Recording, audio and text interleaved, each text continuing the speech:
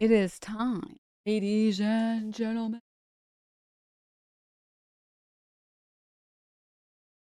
Wait.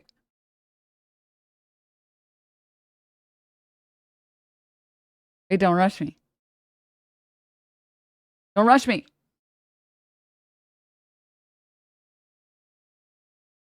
All right, now we're ready. Hey, chat, we're gonna have good posture all stream.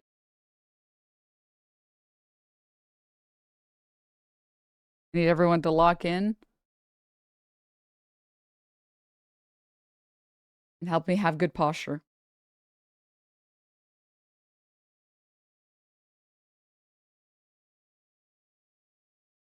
Okay.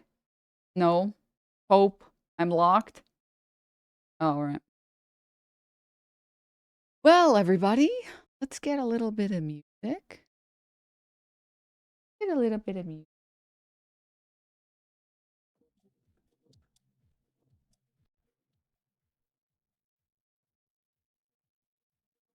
Good morning, everyone. Hi. Hi, hi, hi, hi, hi. Camera's way too big. I'm out. Oh. Locked, cocked, loaded, and sploded. Wait a minute. Okay. Not liking bad postures, kind of biphobic, not gonna lie. Kind of fucked up. That's true. Internalized biphobia.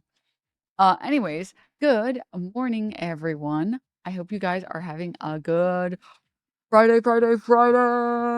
We have a lot of stuff to get to. So I didn't want to pre-watch too hard, so I only watched a teeny weeny little bit, but I don't know how many of you guys had seen any of it.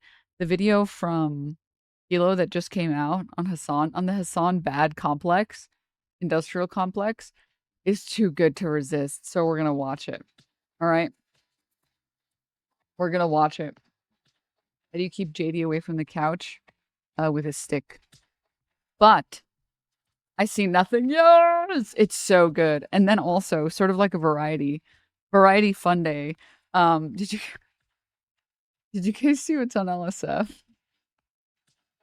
We'll do it first because it's so fucking funny. Creepy Klein is what we'll call him. All right, I'll show it to you guys. You already mentioned the Ethan clip. What do you think I'm talking about, man? Okay, and then Trump threatening to nuke Iran. Oh, just normal stuff, normal. COVID 2.0 is out, I guess. I guess they patched it. It's out. Rough night for Pedrol. Every night is a rough night for Pedrol. And then maybe some good. Maybe. Okay, let's go, shall we? The cope in the LSF comments is wild. Oh, sorry. When I say, have you guys seen it? I never, ever, ever mean, did you read the comments? The comments are always cope. The comments are like, oh, I think the thing about LSF is that the people that go on LSF, a lot of the people, this is why I like the moderators. It doesn't matter how good the moderation team is. I don't think that they can curb the type of people that go on LSF because the people that go on LSF they hate every streamer. Like LSF is kind of just like a Snark subreddit for Twitch. And now other streams as well. Like if you talk to the average person there, or like you reply to any comment or you like look at the replies to comments, they don't like anything or anyone. It's just like a hate subreddit. That's it. And then like the only time that they like someone is sometimes Asmongold, always Sex Destiny. And that's it. There's no one on there that likes the streamers that show up there. So it doesn't matter how good the moderators are, like the Reddit mods are, since Stale got removed. The problem is nobody else wants to go on LSF because LSF is such a shithole. And it's like, who wants to spend time around a bunch of other people that just hate every single streamer that gets posted there? It's like, what? It's just weird. So the only people that stay are like the most dedicated loser haters, which is just like annoying. You know what I mean? Don't forget you when Tectone is just wrong. That's true. I will say one bit of credit I will give to LSF. They do hate Tectone more than me, which is cool.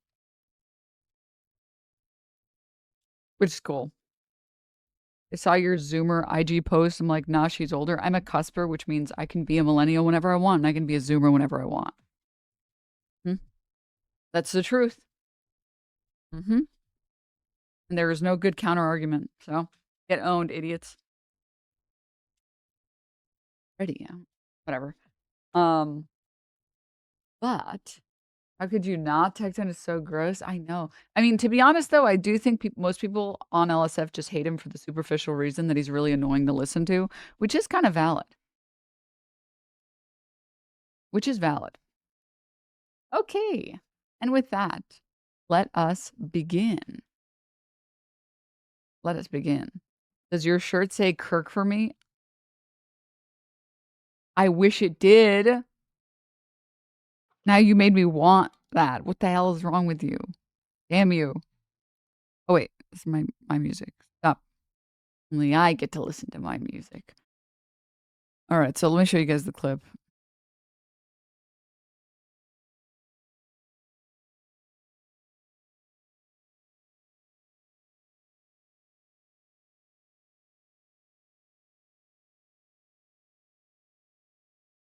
Congratulations to.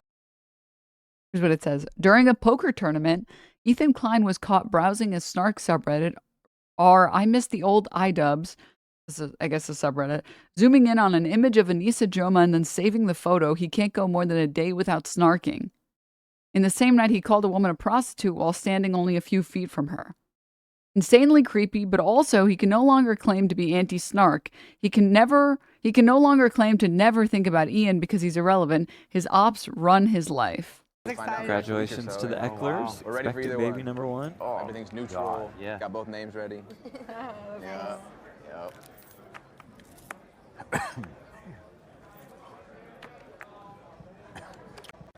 Congratulations. And then someone zoomed in. Please. Computer enhance. Congratulations to the Ecklers. Okay, so you can see it's a photo of Anissa. And it's on this like Snark subreddit. We're ready for Expected either baby one. number one. Oh, everything's neutral. Yeah. Got both names ready. And he clicks it. And he screenshots it. And crops it out. Oh my god, dude. And I know what all of you are thinking, like, oh my god, that's fucking creepy and weird and awful. First of all, like, why are you snarking in public? Like, if you're gonna snark, at least do it in private, like a normal person. Jesus, at least have some shame. But more importantly, I guess the rules on this table are kind of lax because I thought you couldn't have your phone out in poker tables. But then, even worse than that, it gets worse. Do you want to know? Do you want to see what he screenshotted?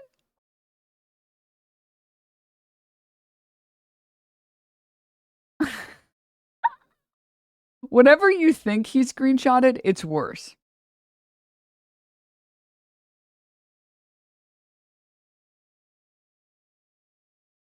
I read it. Cropping out the subreddit name so that he can pretend to not be snark to his dumb fuck audience. Yes. Let me pull it up. Hold up. No. Did I bookmark it? I saved it. I know I saved it.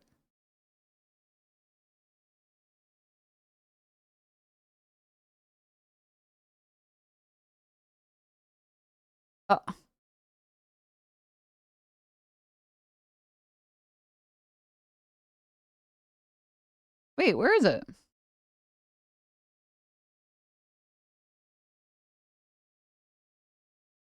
We got deleted?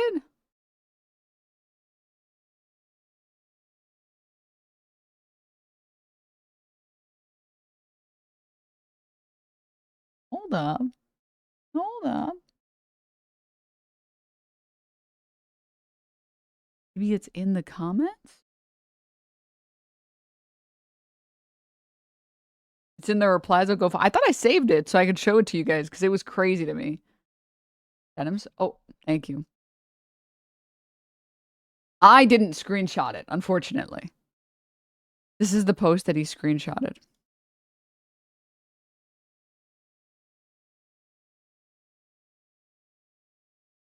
Anissa talking about getting laser hair removal.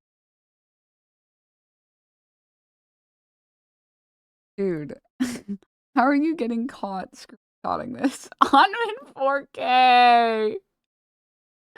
Dude, stop! Of all the things to screenshot, of all of the things to screenshot. This is the one? This is the one? Ah.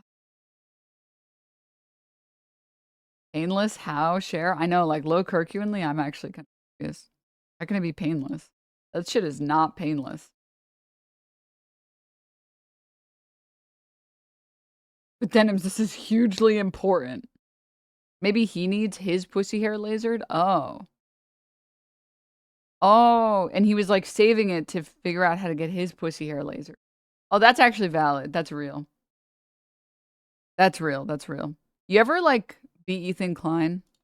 Ever be creepy Klein and you take out your phone during a poker table that's being live streamed and then you start scrolling a Snark subreddit about iDubbbz? Congratulations to the Ecklers. And then you screenshot a post about his wife talking about getting her pussy hair lasered. You ever do that? You ever do that? You ever do that? Oh my god.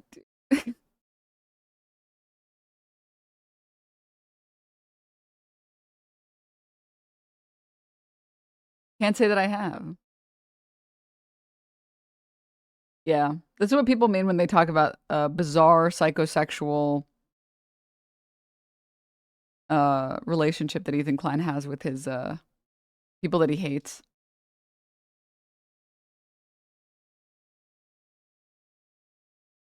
Incoming new tattoo to cover this event. Oh god, dude. Anywho. How do you even explain this to a normal person? Well, you see.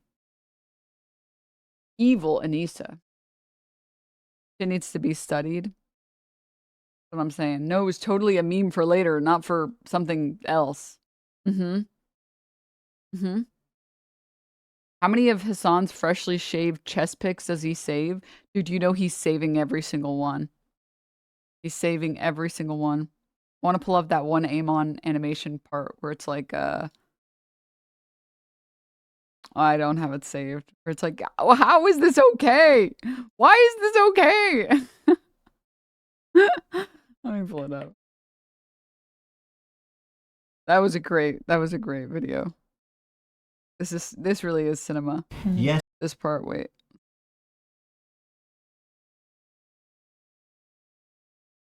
This one? No. I think it was here, yeah. Stop watching himself. I don't want to think about that, man. Think about it. Hasan dropped new merch today, guys. What a dumb, cringy fucking tryhard. Please, can we just all point, make a circle around him and point and laugh? Can we please just fucking point and laugh at him? And why is this? Why do we allow this? Why do we allow this? Why? Won't someone please do something about this? Please. You don't understand. None of my enemies should be allowed to continue to exist. I should be able to harass them until they stop posting. They shouldn't win. I should only win. What the hell? Someone fucking do something about the Pitussy. What the hell? He also called a woman a prostitute at the gambling event as well. Yeah, I saw that. And then she posted about it and said, like, okay, rude, disrespectful. I'm not, but okay. You're a weirdo and a freak. Why is this behavior actually allowed? See this? Here it is. The woman Ethan Klein called a prostitute has responded. Her name is Lika O. I think he'll be invited back to Celebrity Poker Tour. Publicly calling a woman a prostitute because of what she wears or where she's from is unacceptable. A man who speaks about women this way says a lot about himself. I don't want to be rude, but I'm pretty sure she's a prostitute, and I really don't want to say that. But I mean, like, we're in Vegas. That's no, not I right. mean, I'm serious. Yes, She was No, I playing don't she was playing at CPT. Yeah. I don't think. I know Ethan Klein might struggle with emotions on faces, but this is an emotion of disgust. Me, when I'm a normal human being and I show up to a poker event and immediately start calling the other people at the table prostitutes. Oh, okay. She was. No, she was, bro. She was. You're very wrong. Oh, she's. Yeah, don't Oh, say she's that. right there. Well, okay. I apologize then. That was rude. That's not right. Well, I didn't say it to her. Luckily, she didn't hear me. Luckily, she didn't hear me. Luckily, she didn't hear me. You know, you could also just try to be a normal human being and not call women prostitutes and have a strong desire to do. Okay, I mean, sure, man. If you don't want to do that, that's also fine. People will just dislike you, and then you can call them anti-Semitic. Incoming 15 stories about how this woman is actually anti-Semitic. No, but we're in Vegas, and everything was saying that. I shouldn't have said that. We're in Vegas, and everything was saying that. Me when I'm an English major. Classic English majors be like, everything was saying that. Classic. Dog, she's right there. What the fuck? It's like, oh, you get it? Like, the butt of the joke is that I'm degrading her for dressing in a way that I view as being too sexually provocative. Do you get it? You don't get it. You just don't get it. You don't get it. You don't hate women enough, like I do. The joke is that I'm a misogynist. That's the joke. Yeah. All right. 1 sec.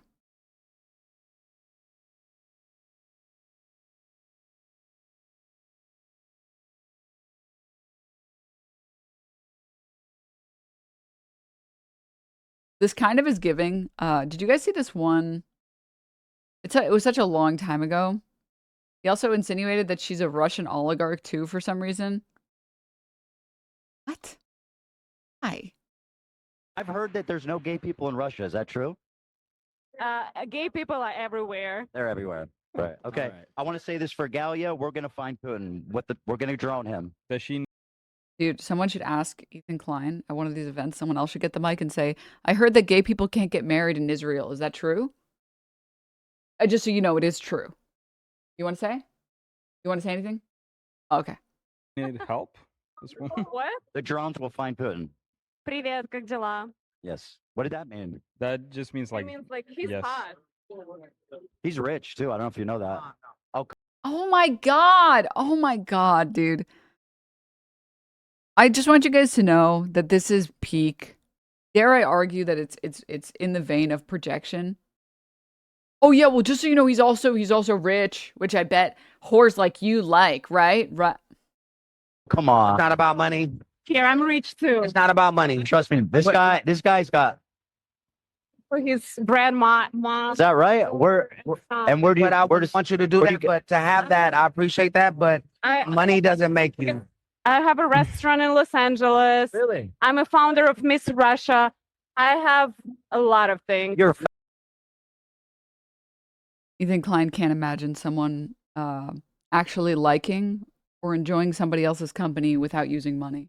You know, given the whole he has to pay all of his friends to show up on a podcast with him. Founder of Miss Russia. Are you an oligarch? Huh? Are you like an oligarch? Oh, what is that? Like the high society in Russia? High society. High society. It's like Putin's buddies. Why are you talking about Putin's body. I don't know. He brought it up. He's the one who started talking about Putin. Body. I'm an American citizen. I live here for 20 years. Okay, I good. don't want to talk shit about. Good. He's a figure to recognize. Pootie hole? Vladimir Putin. Can we call him Pootie hole? God, it's so uncomfortable. Classic comedy when you make everyone around you uncomfortable and no one is laughing.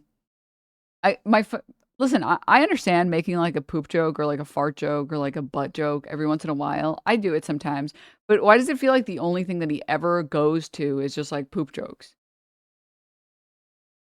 Why is that the only thing that he goes to? Quick, I'm flailing. Quick, what do I do? Poop, pooty hole. What about that? What about the writer's thinly disguised fetish? Thank you so much, guys. I appreciate it.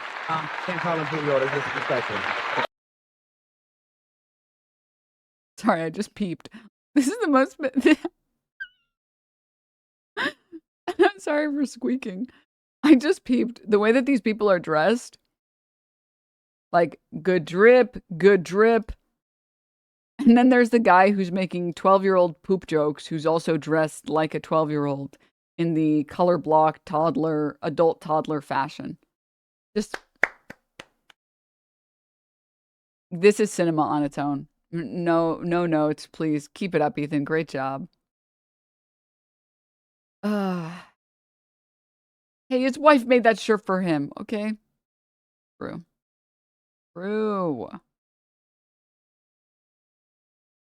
All right. Close the. There was one other post. Wanted. Oh.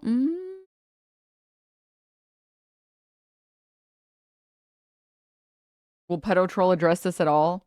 He'll probably address somebody else addressing it and then say like, oh yeah, well her camera was too big. Anyways, and that's probably as far as he'll go. Sort of similar to like the,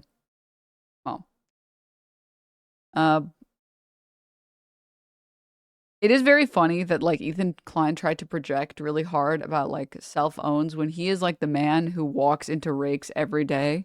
That's just his job is to walk into rakes. I think he actually genuinely doesn't know that the reason that people ever started watching him was that he was a fucking idiot, and that's why people liked it, because they were like, oh, this guy's our idiot. Shut up, socialist. Roll up, thank you so much for the 10 gift subs. And then he started to like delude himself into thinking that people liked watching him because he was this like intellectual juggernaut, but nobody's ever watched Ethan Klein. Nobody who's ever been a fan of Ethan Klein has watched him because they're like, oh, this guy, he knows everything in the world. This guy's basically a human encyclopedia. This guy, that's why I watch him. He used to make fun of himself and now he's physically incapable of doing it. It's very sad and pathetic. But like the reason why I bring up I brought up what I did was because this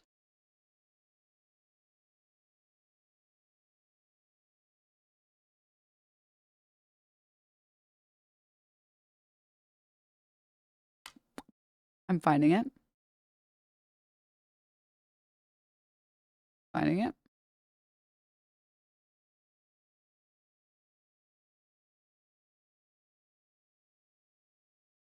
Hold.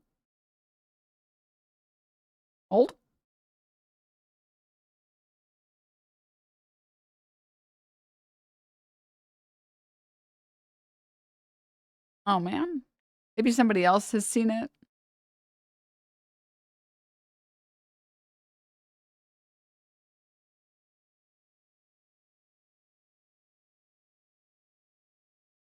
It is not the iconic Vanilla Mace making fun of Teddy Fresh merch clip, but there's a different Vanilla Mace clip where Ethan Klein is like reacting to it or watching it or something, and then he's like, he says that she's just like a fake socialist that's never had a job. You guys know what I'm talking about? Like it truly, I think in his world he thinks that misogynist only means when you hate women. And he doesn't realize that it means that you view women in a lens that is derogatory or in a lens that is harmful to women. And you enjoy making jokes or you enjoy participating in a society that makes jokes at women's expense and feed into the same exact tropes over and over and over again. Like, oh, woman. Well, I feel like I have to show the clip before I talk about it, because I feel like it on its own is fucking hilarious, but I don't have it because I don't screenshot and save the posts when I see them.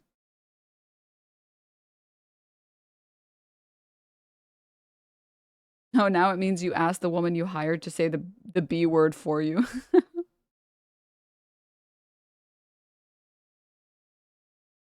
Well, if anyone knows what clip I'm talking about, you guys can send it, but I don't think I can find it. I'll do one last search, perhaps.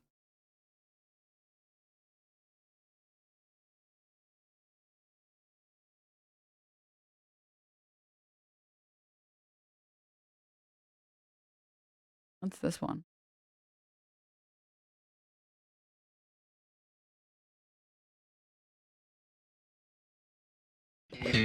She appears to have lost her eyebrows.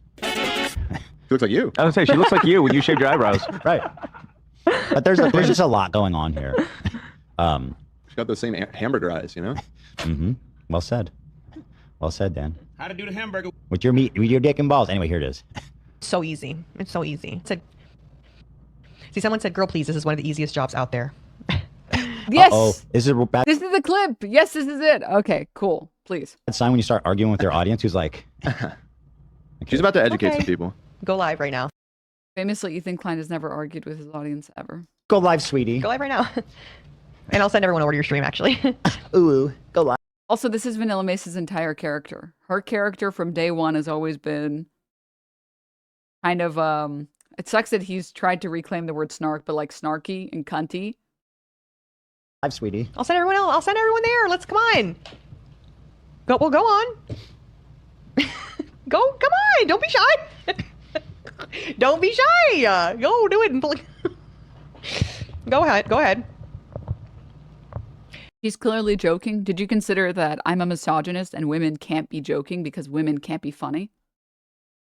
Checkmate, liberal. And also, too, what kills me is when people be like, "It's so easy. It's so easy." Ethan Klein's like, I don't get it. She's not talking about poop, which means she can't be making a joke, which means she's being serious. And I'm like, but the real, let's wake it up though. Because if a lot of you sat in front of a, not you guys are funny, but the people that be talking shit, if some of you sat in front of a computer and had to talk for 6 hours, nobody would stay and watch because you'd be boring, because it would be yawn fest. I mean, straight up, you guys see the chatters, the haters that I pull up? These people can't come up with a single funny insult. Like, they literally can't. Like, they give up at a certain point. They have whore, and that's it. And they're like, well, I don't know. Oh, slut. Okay. A sheep. All right. It's like, dude, that's it. That's all you got. Nothing else. Or, okay. So, like, I'm sorry, but you gotta be like, you know, a little bit entertaining on this bitch. So, it's really not that easy. Oh, brother. Oh, brother, this girl stinks. Jesus.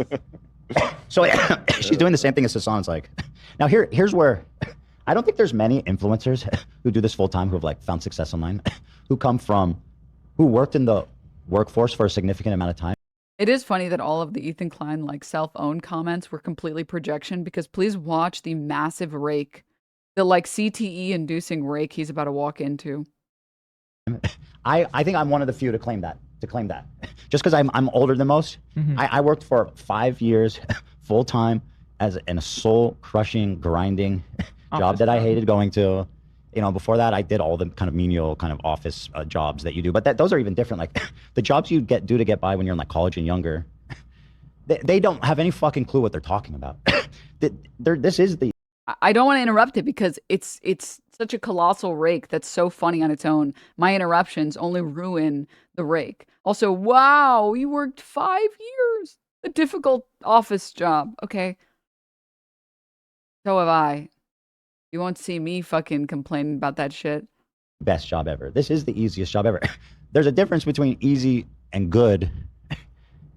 Like you have to have a specific talent. The reality is the Vanilla Mace clip, and every single time streamers talk about it, is talking about a very specific phenomenon that comes with being an entertainer in some way. And Vanilla Mace is very entertaining. Like she dials her personality up to 10. I mean, and a lot of content creators are like this, where their personality is dialed up to 10 and they feel like they have to be entertaining the entire time. And if they're not entertaining the entire time, they're like failing. Like I've spoke to streamers that have told me that they didn't want to get on medication for X, Y, or Z thing because they felt like it would make their stream less entertaining. Like that's an extreme, obviously, but this is across the board true for just like streamers in general. They feel like they want to be at like the really great performers. They want to be dialed to 10 all the time because they want to be the maximum amount of entertaining. Because they feel like if they're not entertaining, they won't have their viewership, or they won't have people that like them. Talent set and ability. Whereas the really nice thing about like office jobs, and I've always said this, in my opinion, first of all, put physical jobs in a completely different category than like predominantly physical and manual labor jobs are almost their own type of category of work because they're so draining in such a specific way. And you guys already know my position on physical jobs, on like manual labor jobs. I do think if you work like a manual labor job for the majority of your life, you should be able to retire 10 years sooner because your body literally can't do physical labor for that long. Your body, your brain can do office work basically your whole life because you're just using your brain and your whole life is just using your brain, hopefully.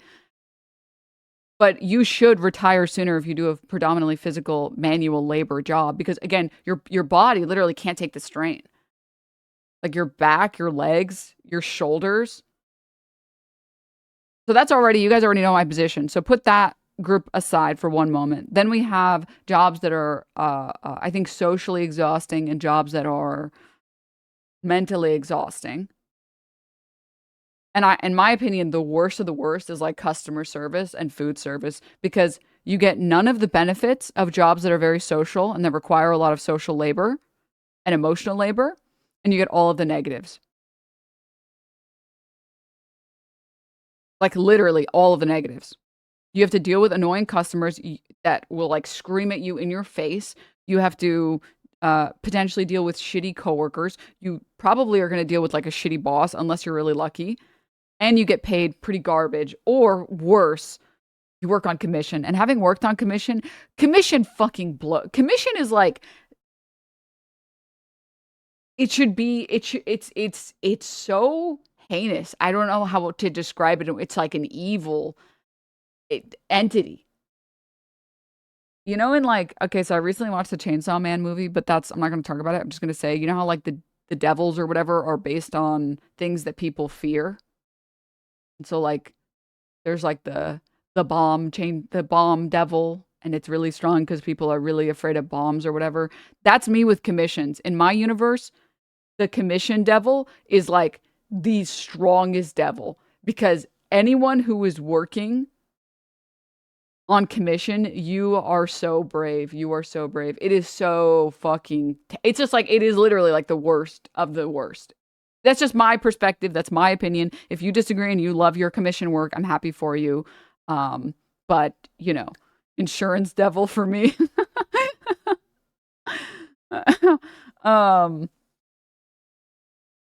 After church, not going to tip old white lady devil. Stop. Commission only is why I can afford to live on my own and my boss is literally a multimillionaire but refuses to pay us base salary. Yeah, well, because it kind of like, the problem with commission, in my opinion, is that it forces you to work way harder and put in the labor that your boss is too lazy to put in, but they're still the ones making all the profit. Like, they're the ones that are benefiting the most from you sitting there treating their business like it's your business.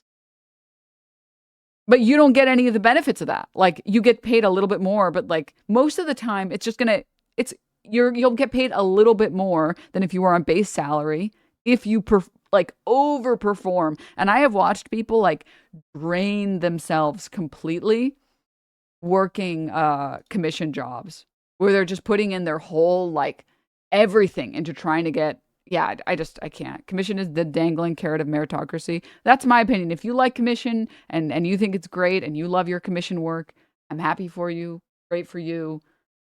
I hated working commission. It was terrible. I hated it so much. So I've always said, out of ignoring manual labor jobs, because my opinion on manual labor jobs is that those people should retire 10 to 15 years sooner than anyone who isn't working manual labor, because your body literally can't take the stress of a manual labor job the same way that you can take the stress of like sitting on a computer and like doing like writing emails and whatever.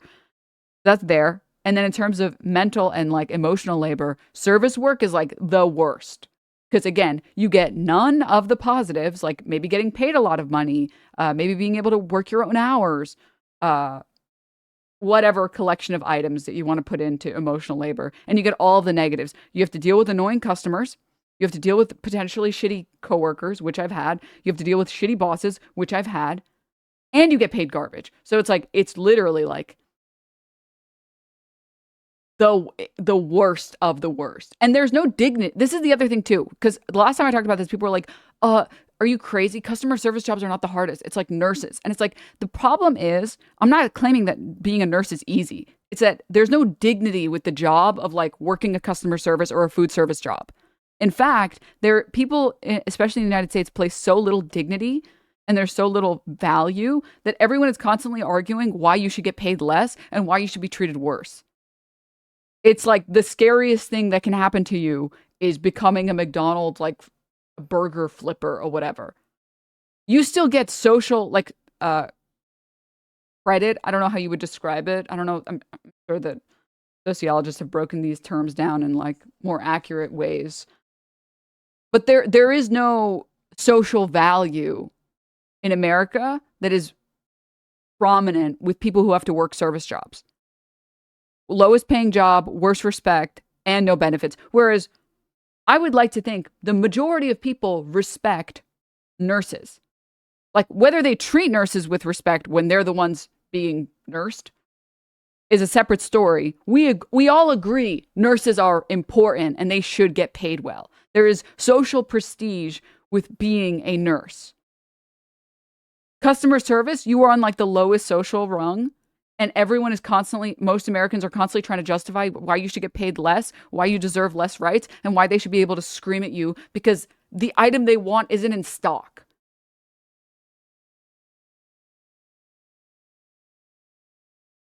So that's why I say what I say. And not to claim that other jobs are easy, obviously. Not to claim that like being a nurse is easy. Being a nurse is, I'm sure, very difficult.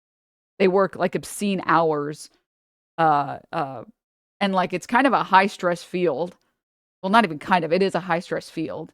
Same thing with like any other, but at least potentially you might get a good union and you might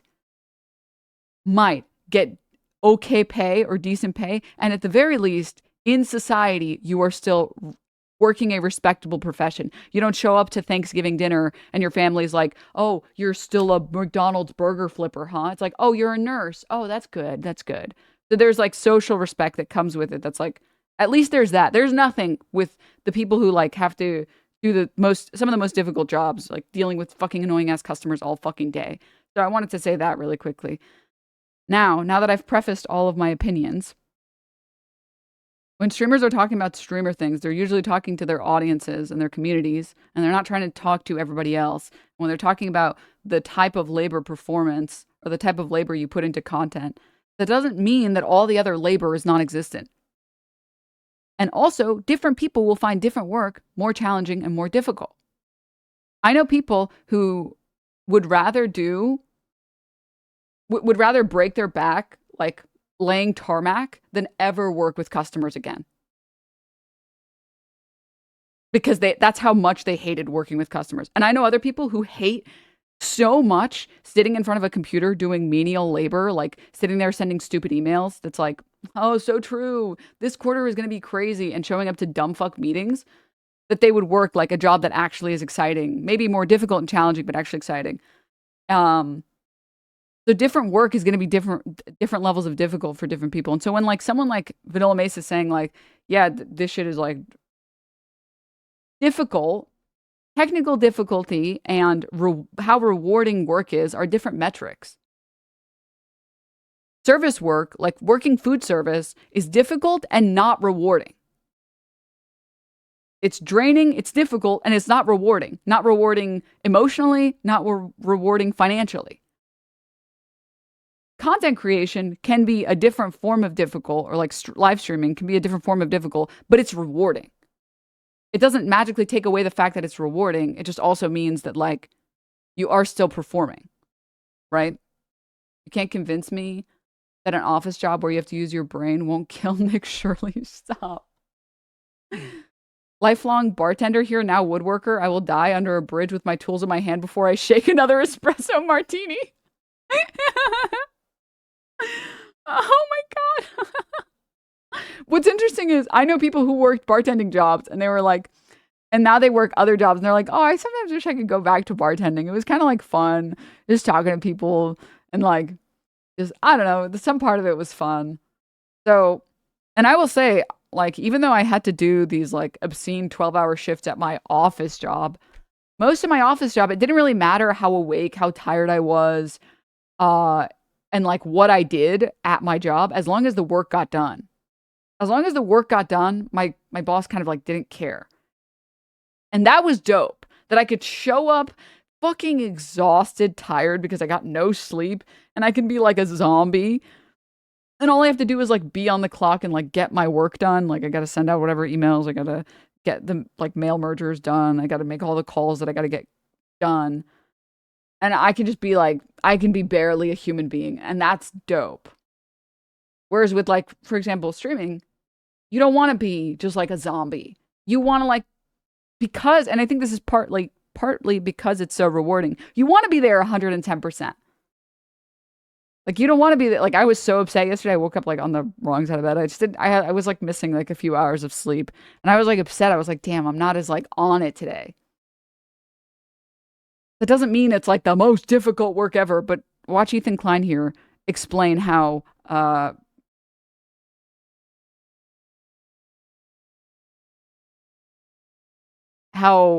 working a real job is so hard. And Vanilla Mace has never worked a real job. Also, someone linked this saying it's a H3 post where someone asked him from 11 years ago, what did you do before YouTube? I was a marketing stooge. I was the marketing director for some gambling related companies during my time in Israel. Very shady business. But in Israel, that's about all the work you can get as an English speaker, and it paid well enough. We were doing videos as a hobby for the first 4 years.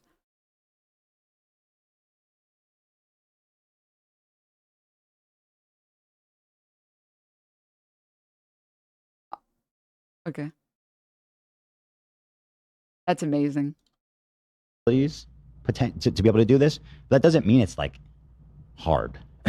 Because I don't wake up every day. The thing is, again, it's a misunderstanding about what the word hard means here, or what the word difficult means here. Some work can be difficult but very rewarding, and some work can be difficult and it's just draining. Like, again, retail, customer service, food service is difficult, draining, and not rewarding at all. I would say streaming, or like content in general, you kind of like, this is the problem. This pause is anti-cement. Sorry. All right. One thing I've noticed personally, and maybe you guys, some of you guys that have tried to, record videos or live stream or whatever, you know what I mean? It's very frustrating and it's very difficult because like you have to spend, I spend all day thinking about content and thinking about what I want to put on content and what videos I want to try and record and how I want to improve this stuff and how I want to make this better. And you kind of just like don't stop thinking about it, which is frustrating. And then I have to like force myself to be like, okay, today I'm not going to think about work at all.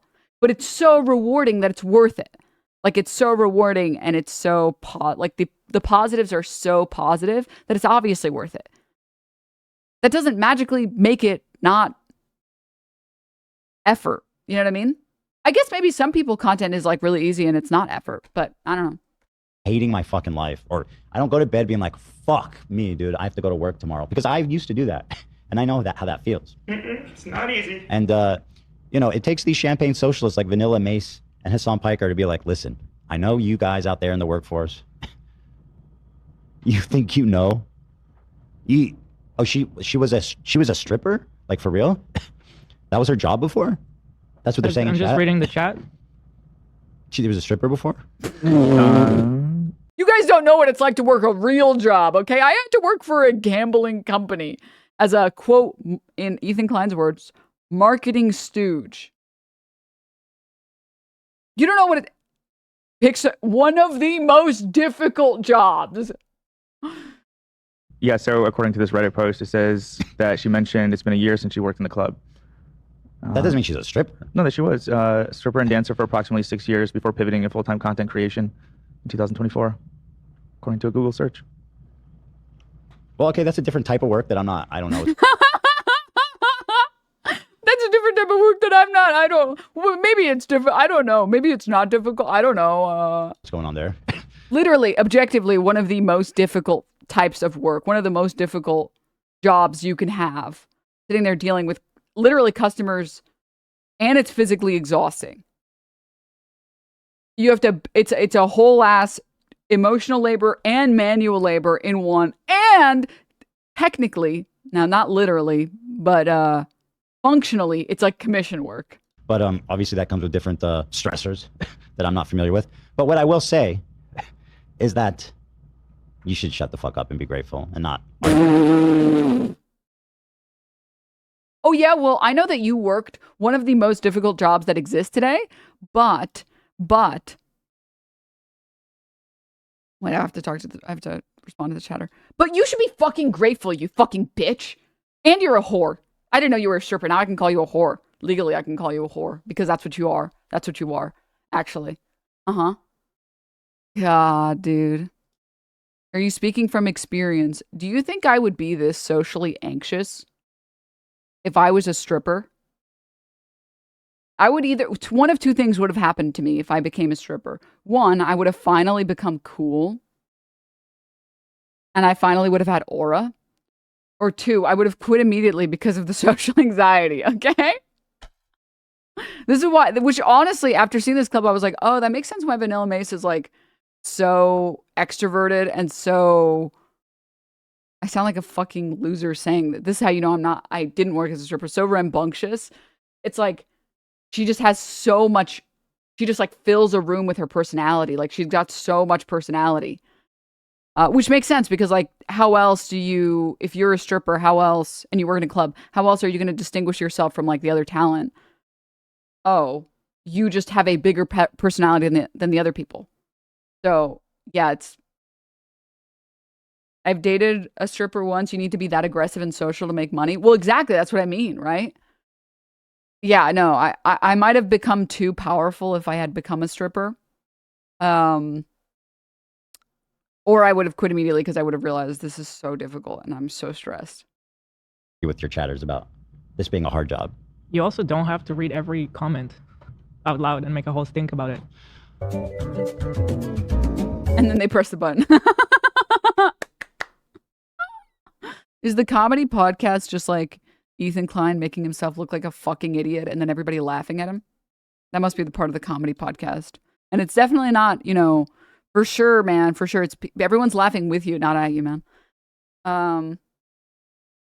I was seeing fans of him say that this was reasonable to assume that a woman was a prostitute because of context clues, such as, she's a woman in Vegas, a place known for prostitutes. It's like,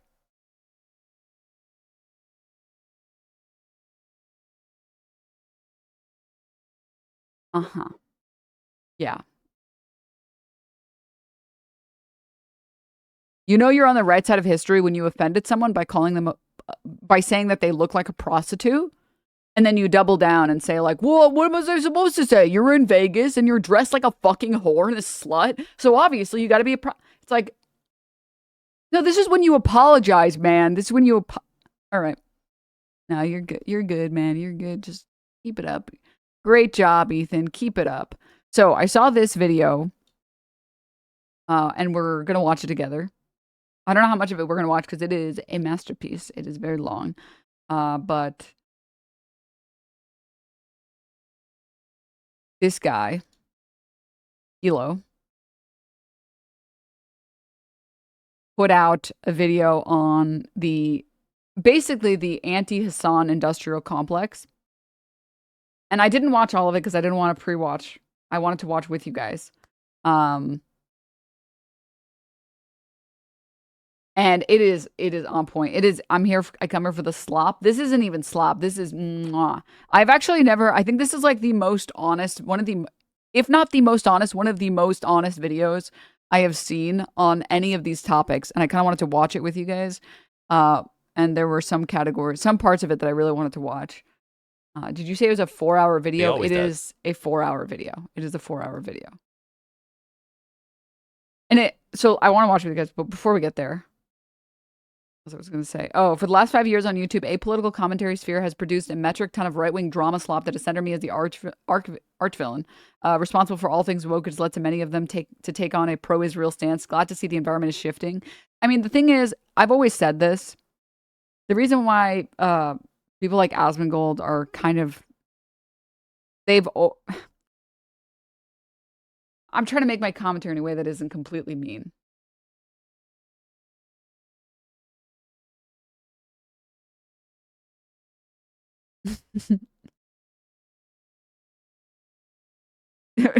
Why? Because I want it to be more factual than mean.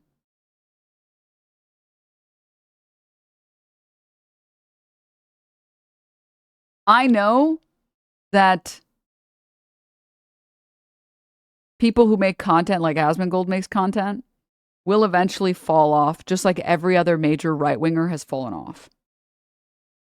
Because the problem is you can only go so extreme before you either get deplatformed or go to like Rumble where nobody cares about you anymore. You either have to get so extreme that you're talking about Charlie Kirk being one of the X-Men who is trying to communicate with you telepathically, like Candace Owens, or you can't go any farther, so you just pull like Tim Pool and then you fucking fall off. Sorry, what? Yes. Candace Owens suggested that Charlie Kirk was an X-Men. And he went to a gifted kid school because he had psychic powers. Yes. Those are the only two options when you're a right-winger, because it's a market that operates exclusively on fear and fear-mongering. And once you run out of fear, like, you can only do so much of the same thing over and over again before people get used to it, because human beings are just very adaptable. So it's like, oh, okay. Anything else other than like the immigrants that are like eating the dogs and the cats? I'm kind of bored of that story. Do you have anything else? No? Oh, okay. Anything else? No? Okay, well, I'm just gonna like leave because your worldview hasn't actually made my life better, and I'm kind of bored. And that's why people like every single major right-wing content creator and major right-wing like YouTuber has completely fallen off, whereas left-wing content has kind of always had a steady growth. Like Ben Shapiro, Matt Walsh, the entirety of the Daily Wire, Steven Crowder, all of these people. I mean, and if you just go back even farther to like the anti-feminist, anti-woke, anti-SJW, like the Sargon of Akkads of the world, like the problem is you can only sell the same fear-mongering over and over again before people kind of get bored. So you either have to become more extreme, in which case you get banned off of YouTube, and you go to Rumble where you become irrelevant, like Milo Yiannopoulos, or you just kind of like fall off the way that Tim Pool fell off because you're just not extreme enough anymore. And it's just kind of boring to watch it. Whereas like the Kyle Kalinskis of the world and the Majority Reports of the world just continue with like steady growth. Compare them to Secular Talk, they blew up and then crashed and burned, but Kyle has had steady growth. Exactly. Because again, you're not promising a better worldview. You're just telling people that they should be mad. Whereas left-wing activism actually tries to push people in a direction that is positive, that does improve people's lives. So the churn is significantly less because there aren't people constantly waking up and being like, wait a minute, when Denims told me to do my skincare, she was trying to make my life better. What the hell? Like that, I can't watch her anymore. You know what I mean? Versus like the pickup artists and like the Andrew Tates. It's like, wait, all you're doing is making me hate women and then buy your stupid fucking courses that make me hate women even more. I am no closer to finding someone like a woman I love than I'm farther away now. Actually, what the fuck? I don't want to watch this garbage anymore. This is just like a self-fulfilling prophecy. This is just a fucking feedback loop. So, yeah, I don't know if all of that makes sense. But I wanted to watch this with you guys. And I do think that, like, it was kind of just like a matter of time. And it is kind of still a matter of time before the industrial complex swaps. Now it's just a matter of time on how to think about we got to flood the zone with pro-leftist content. You know what I mean? That's what we need. If we flood the zone hard enough.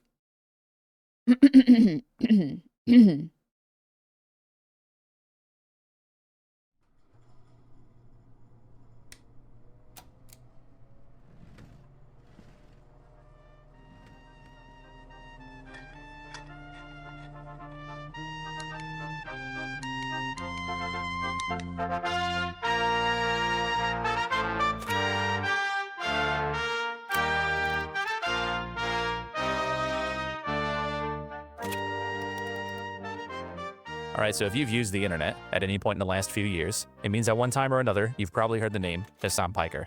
Hasan, who also goes by Hasan, is 34 years old. He's one of online politics' largest creators, and he's known for taking controversial far-left positions and being very tall. You are tall. He's a tall guy. Bye. Hasan is best summarized as being Filthy tally. very passionately progressive, anti-capitalist, pro-Palestinian, and overall just having somewhat radical takes that go against the grain. And he can occasionally make comments that have a tendency to make a lot of people very upset. America deserved 9/11, dude. Fuck it. I'm saying it. We fucking totally brought it on ourselves, dude. Holy shit. We did. Over the duration of his career online, while he does have some support around him, Hasan has gradually become public enemy #1 for a lot of creators and their fan bases. He draws some pretty intense criticism from not just the right, but also the left. And lately, he's even becoming more and more of a regular Mods, can we add this to the watching command? target for a bunch of apolitical idiot slop channels. Hey, Hasan, you crying stupid bitch. Brother, you are the biggest piece of shit I have ever seen. Shut your fucking mouth. The attacks on Hasan range from him encouraging violence, to him being an anti-Semite, to him simply being kind of stupid, which is probably kind of true. I don't know which is... Wait, oh my god, wait, sorry. I have to interrupt this broadcast. Hi, Queen. Today I'm officially cancer-free, fully endorsing the Denims public broadcasting program. Wait, congrats. Oh my god. Let's fucking go. I'm very happy for you. I can't imagine it was easy to go through that, but I'm happy for you. This is what...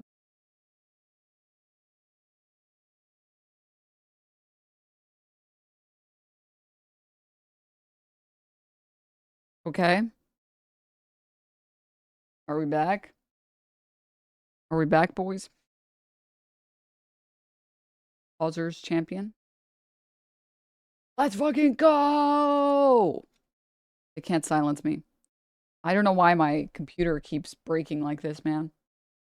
I thought I fixed it when I like cleaned it out, but I guess I haven't fixed it yet.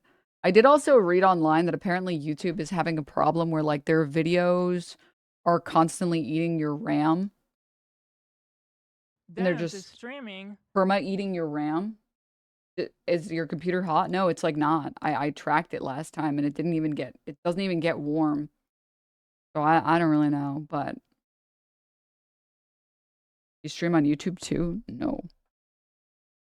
I do not stream on YouTube. Can we download more? Shut up. Can we say refresh to everybody? Refresh! Oh.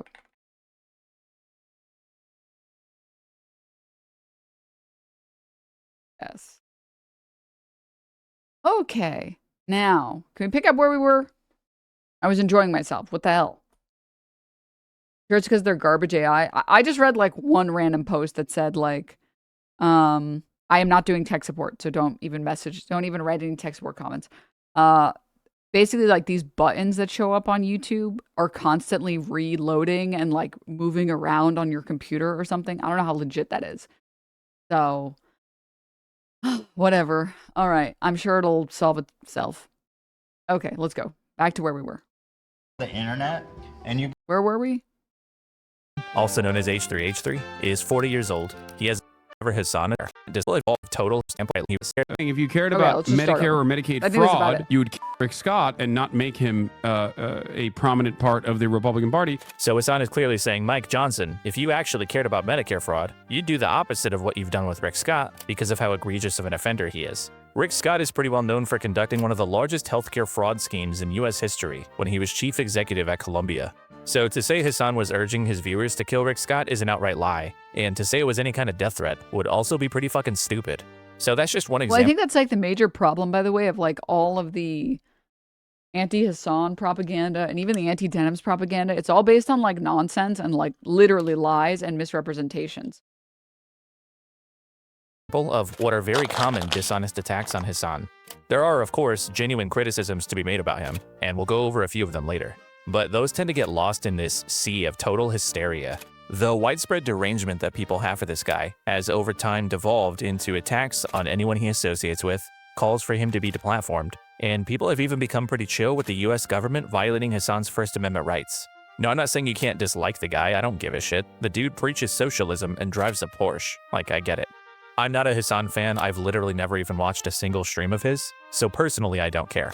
But the tendency for people to lose their minds and just make shit up whenever Hasan is involved left me wondering, how did we get here?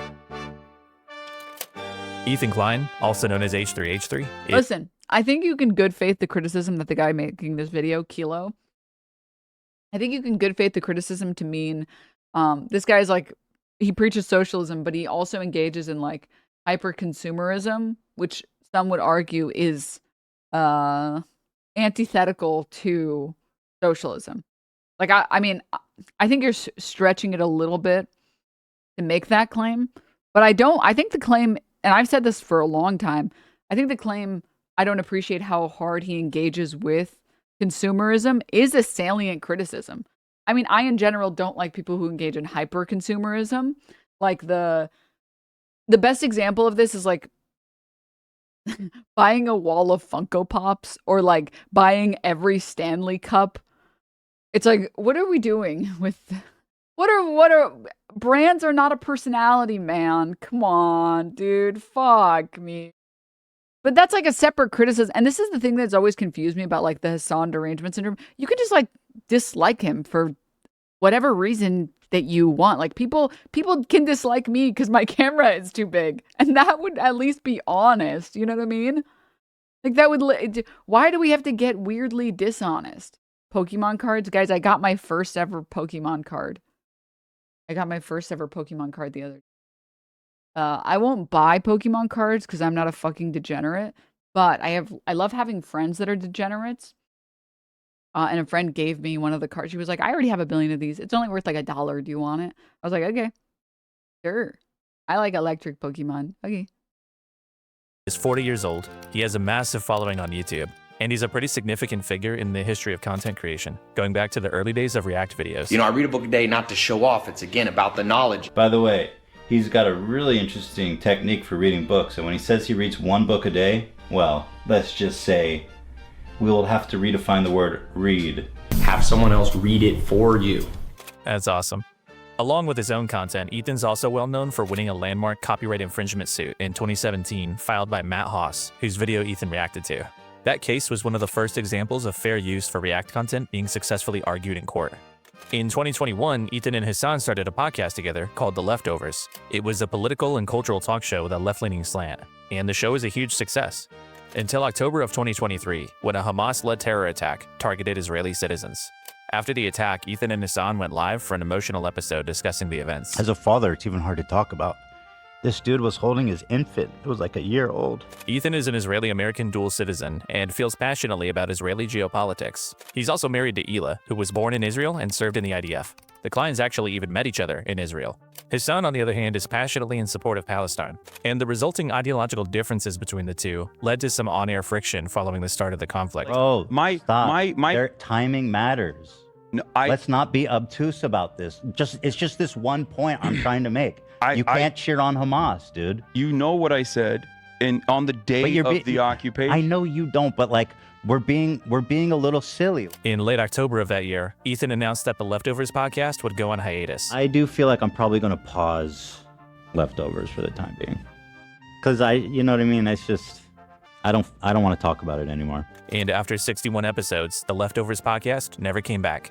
This is when the divide started to form between Ethan and Hasan.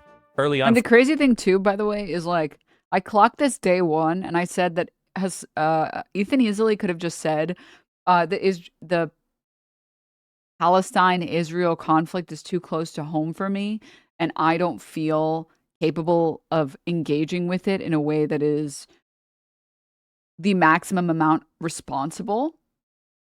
And so I just don't want to talk about this. I'm sorry. I'm sorry if that's disappointing to some of you listeners and viewers. And that would have been like a massive cop-out, and people would have allowed him to do it. Like that would have been the cop-out of, well, I want to defend some of the things that Israel does, but I can't. So here's what I'll do instead. And people would have allowed it. People would have been like, oh, okay. I guess I understand if you know that like this situation is too close to home for you, and it's hard to speak about. Okay, sure. Kind of similar maybe to like how Russian Americans don't want to talk about like Russia and Ukraine. Like, dude, can we not talk about I actually really don't want to talk about how Putin is destroying the reputation of our country. Like, I actually don't want to talk about that. Like, it's actually just depressing. And it's depressing to see people die for a power struggle that those individuals had nothing to do with. You know, like, I can't. What reputation? I'm not going to get into geopolitics on Russia. Okay. For instance, Ethan would take issue with some things that Hasan's chat was saying about him, and he criticized him for not moderating it more effectively. Do you care that your chat is calling me racist? Do you make any You have feelings like that about when people shit on America? Huh? No, no. I don't know. I don't think I do. attempt to modify? I have not looked at my chat. Moderate that at all? I have not looked at my chat at all, but you I have just to opened it, but don't you have moderators? Do you care at all about what your audience says about me? There's 32,000 people in here right now. I'm just trying to tell you guys how it feels. And I'm fucking shocked that you don't care that people in your chat are saying, who the fuck is this child, cold, arrogant, kind as fuck. I love you, but there's only so much I can do. How can you be surprised when you're... To save us time, let's not get too bogged down with specifics. By far the funniest thing about this video, from the parts I watched, I really didn't want to pre-watch it. I just wanted to watch, like, to get an idea. So I tried to watch as little as possible so we can get a good, authentic, genuine reaction, live react. But the number of times where Ethan kind of constantly says, I didn't really notice it until it was like put together in a compilation where he says like, you need to moderate better. You need to moderate. You need to moderate better. Meanwhile, he never addresses the fact that he never moderates and never has moderated his community. Like, he enjoys the fact that he has a Snark community. He just doesn't like it when it happens to him because he's a massive fucking hypocrite. Point in case, the fact that like Ethan Klein's own fans, when him and Trisha were like beefing or whatever, were writing this shit.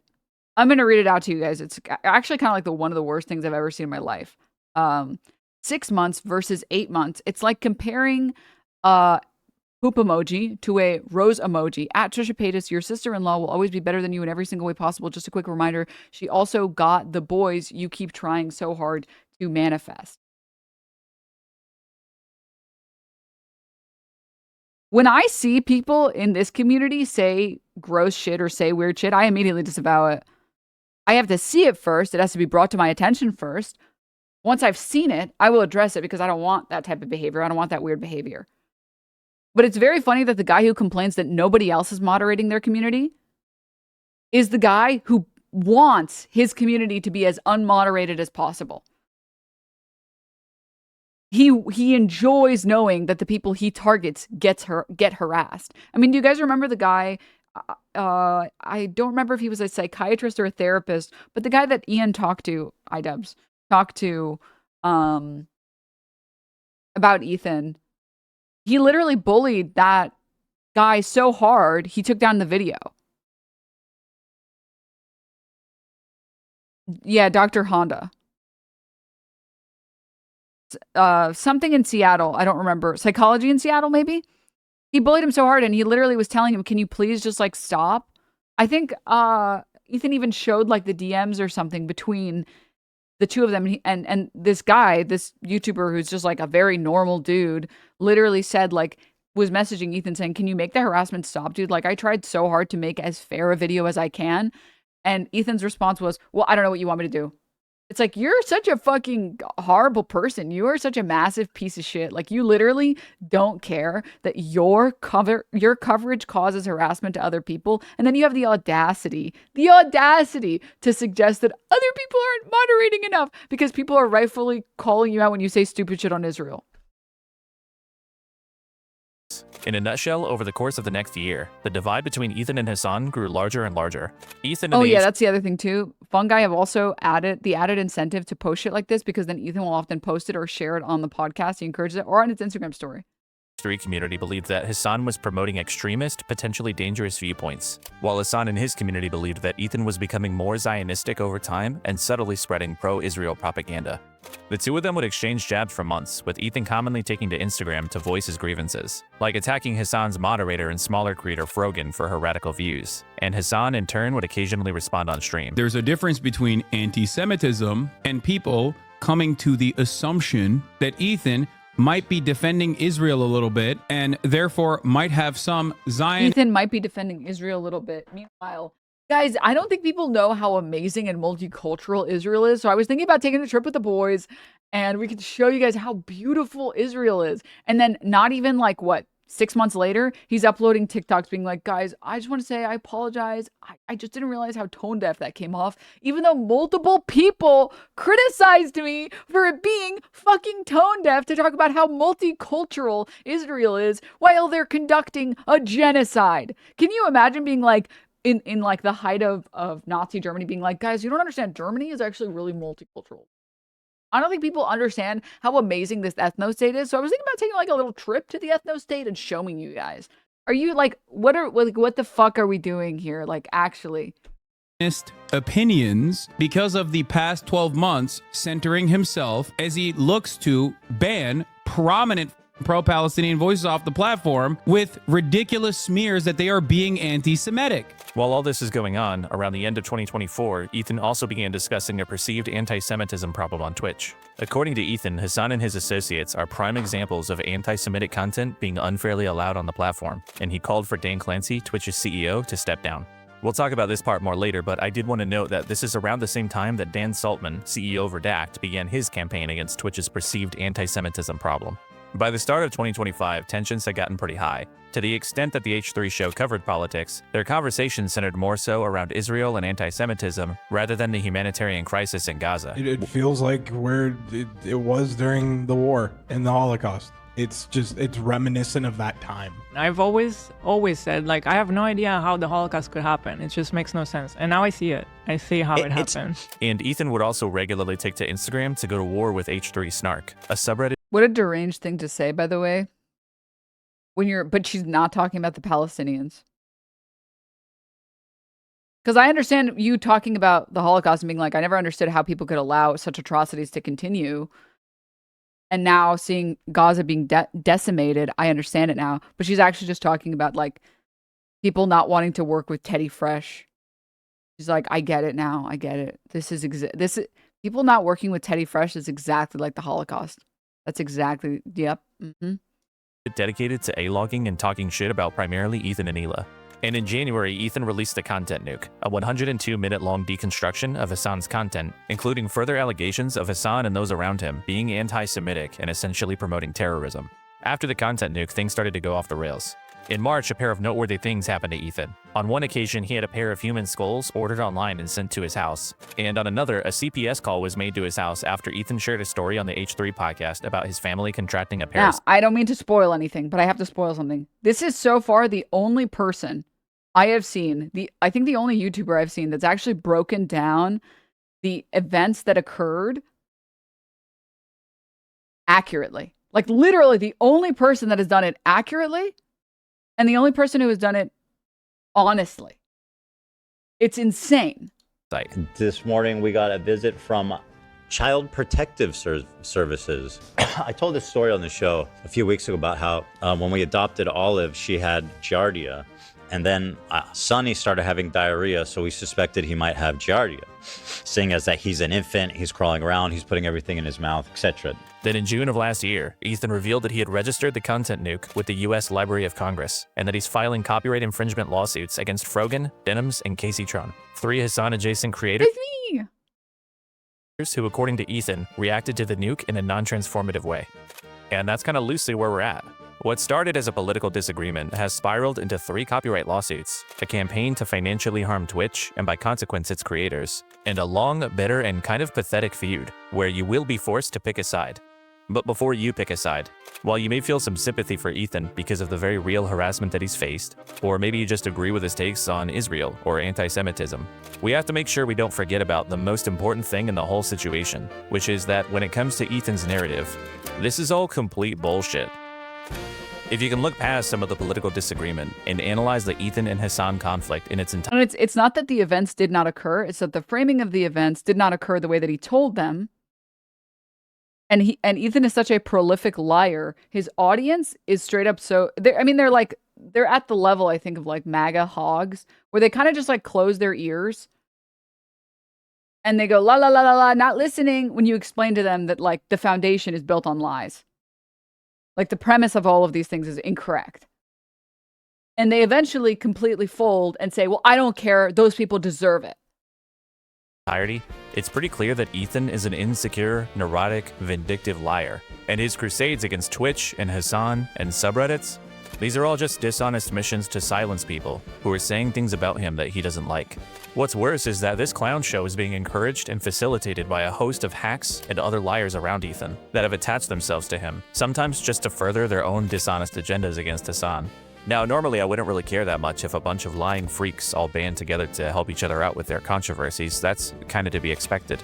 But what elevates my distaste for all this stuff, and what should elevate yours, is that standards of behavior that have long been widely held on the internet are being totally abandoned, all in the name of Hasan bad. The most simple example of this, by the way, is copyright strikes. Do you guys remember when Pokey copyright striked, DMCA'd whatever, one video on her? And how the entire internet considered her to be the greatest evil that ever was and ever had been created?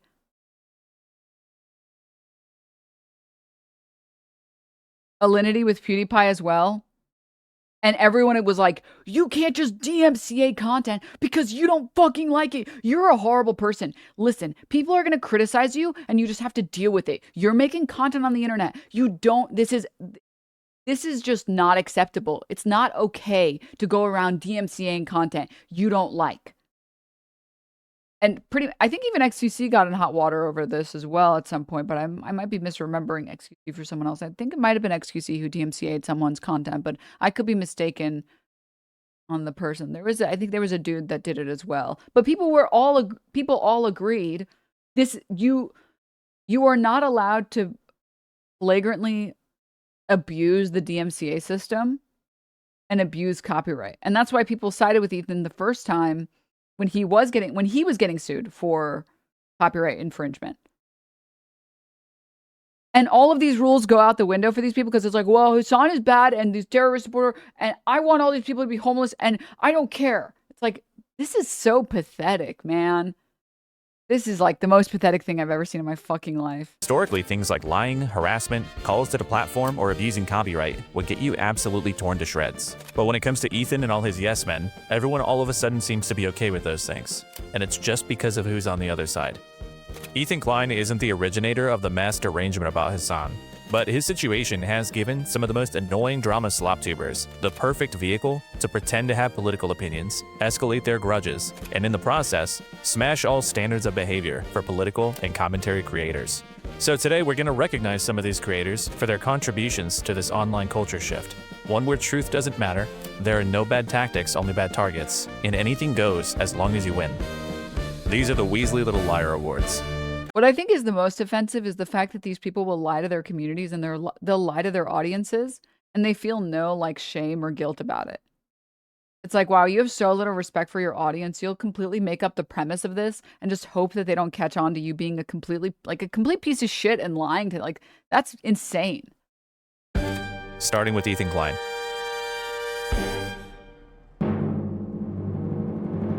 This is a lie. Yeah, it does not look. This is a disgusting fucking lie. And here on the H3 show, we tell the truth. And soon we're going to be able to do that. So I'm really very grateful and excited for that because I am. Oh, sorry. Wait, I need to pause it and say inane nonsense and cough a lot for no reason. Hold up. Honest. Wait, I have to pause it some more. Hold up. Dan. Wait, I have to pause it some more. Hold up. You know. Wait, 1 second. I have to pause it some more. Yeah, no, I'm Wait 1 second. Do you guys feel like you're getting a good idea of what is happening in the video because I keep pausing it a bunch? I would never. So, like, I don't you guys are obtaining information lie, from but this video, some people right? do lie. Name. You guys are obtaining the information. One thing I've ever lied about. Name one thing I've ever lied about. You can't. I'm allergic to lying. Bro, I'm truthful in every fucking conceivable way. I feel like I'm honest to a fault. I'm not a liar. I don't believe in lying. I would never lie to you. I've never lied. I am not a liar. I feel like I've never lied Dude, Hasan, when he's talking about doing gaming streams. about anything in my whole I wish you career. were more of a liar. It would probably save us a.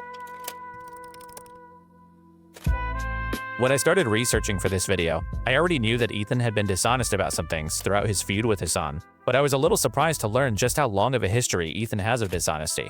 A very clear and repeated pattern of it, in fact. Now, you'll very rarely catch Ethan in a direct overt lie. What happens far more commonly is that Ethan will kind of just say things. He makes statements about other people or ongoing situations as though they're a fact, when he has no evidence to be saying the thing that he's saying. For instance, back in 2021, there was this whole falling out between Ethan and his former podcast co-host, Trisha Paytas. During the breakup, Ethan made this tweet where he claimed that Trisha had accused him of sexually harassing her, which it kind of gives off this, like, I'm being falsely Me Too'd kind of vibe, right? But in the video Ethan's responding to, which is this one, Trisha doesn't really say anything like that. This video is pretty much just about Ethan bringing up topics like her sexual assault, medical history, and other things that supposedly triggered her. Trisha responded to Ethan on Twitter by saying she didn't even think he had watched her video, and given how far off he was, it's entirely possible that Ethan just read the title and went nuts. The only time Trisha even remotely approaches suggesting sexual harassment was when she complained that Ethan was sexualizing her beauty products. None of it felt right. Being sexualized, my skincare being sexualized, you know, none of it felt right. After Ethan watched the video, Which, by the way, I did see this part. Sorry. There's a bunch of stuff that I pre-watched because I'm a pre-watching fuck. If I had a podcast host that did this to this extent, I would be pretty pissed.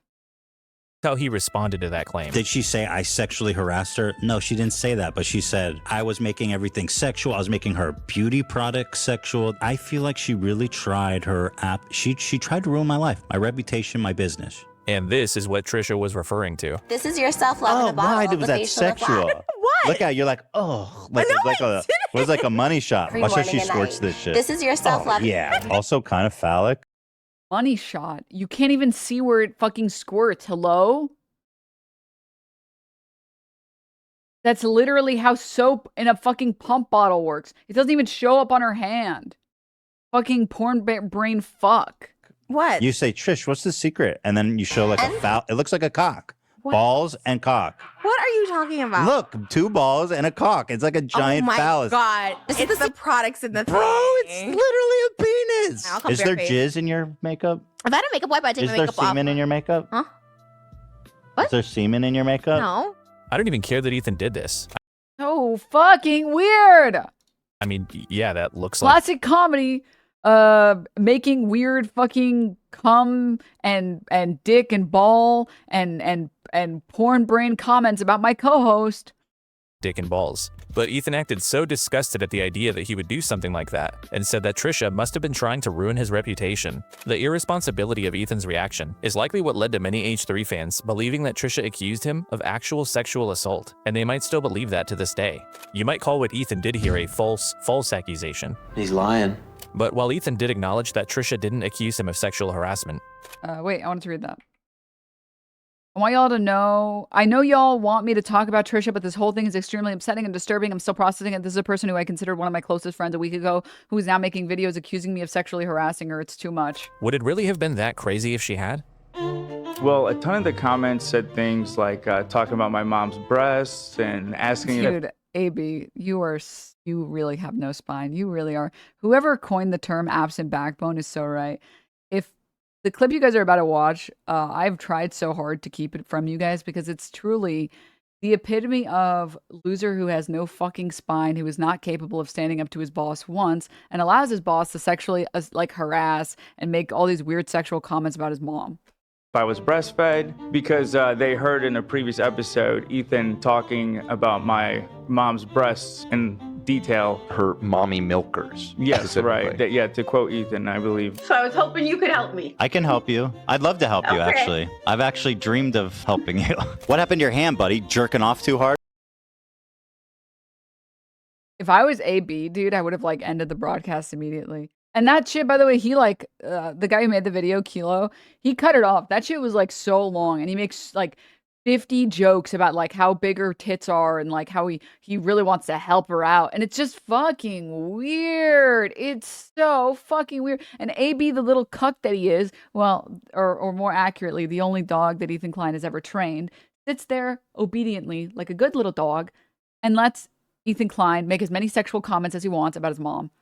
So pathetic, dude. Actually fucking pathetic. Is that a masturbation injury? She has tried to penetrate him with a strappy. Stop. Don't need to Dude, and then this was also such a weird segment as well. Where, I mean, we all know that, like, Ethan Klein is, like, he has a weird psychosexual fanfic that he's written about Anissa and Ian. But that was a weird segment, dude. As someone who's friends with these people, who's spoken to these people intimately, I felt uncomfortable watching Ethan Klein be like, and I'm pretty sure she's pegged him, and I'm pretty sure Ethan, like, iDubbbz lost his virginity to like a MILF, and then I was like, what the fuck? I feel like a freak watching that. Like, I feel like a fucking peeping Tom watching this video. Like, I literally had to close those. I was like, this is so weird. Socialist. Sorry, you're right. I should. Socialists, shut up. Okay. Josie, thank you for the 10 gifts. Bring it up all the time. Well, not all the time. Is what, my third time since I learned about it? In 3 days. There's this guy, Brad the Bull, who's like railing his wife, but that's neither here nor there. Hasan's the type of dude who watches himself in the mirror when he has sex. That's funny. Okay, that was weird when you said that. Really? Yeah. I thought it was funny. Well, I'm sure, but it's like maybe What was that? I didn't hear it. No. Josh Money, thank you for the 25 gift subs. Let's fucking go. I didn't hear what the alert even was.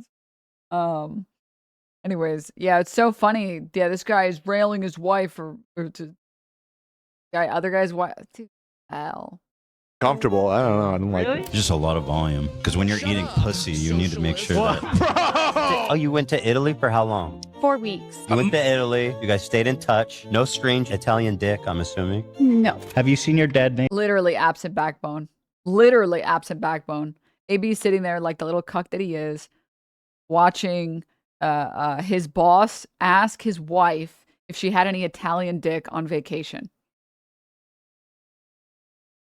Like, dude, you're pathetic. You are pathetic, actually. Christ almighty. Don't even. I was about to say, don't even try and respond, AB, because nobody wants to hear you stumble around with your words and then blame it on like your ADHD or your Adderall or whatever. But actually, it's entertaining, so please go for it. Please. You like to listen to commands, right? That's why Ethan is your boss. Okay, now roll over. Now get really mad and start driving while you watch my clips. Okay, now get pulled over by a cop. Good boy. Good boy. Now clean up the poop, all right? Naked. Does Ian walk around naked? If you had privacy, would you walk around naked? Butt ass naked? By the way, Anissa reached out. She wants to meet at the Motel 6 tonight at 11. Excuse me? Because I'm gonna fuck him for her? Because she's the cuck? You know, the first time that you made the Anissa the cuck joke, it hit really good. Well, and I feel like each subsequent one, we're getting further and further. What was wrong with the one with that? I thought that it just sounded weird, kind of creepy. Okay, if you're gonna constantly joke around like that with people you Dan's getting a pay cut. Feel it. Joel, thank you for the 10 gift subs, by the way. Thank you. Thank you so much. And thank you for the gift sub to Season Ace. know personally, including your own employees, you don't get to react like this when you think one of them might be accusing you of sexual harassment. Anyway, that was just one of what might have been many potential examples of Ethan misrepresenting things during the fallout with his former co-host. But their breakup was a total shit show, and it's possible Trisha isn't the most reliable person either. You know, guys, I actually went back and watched, because I had never seen it.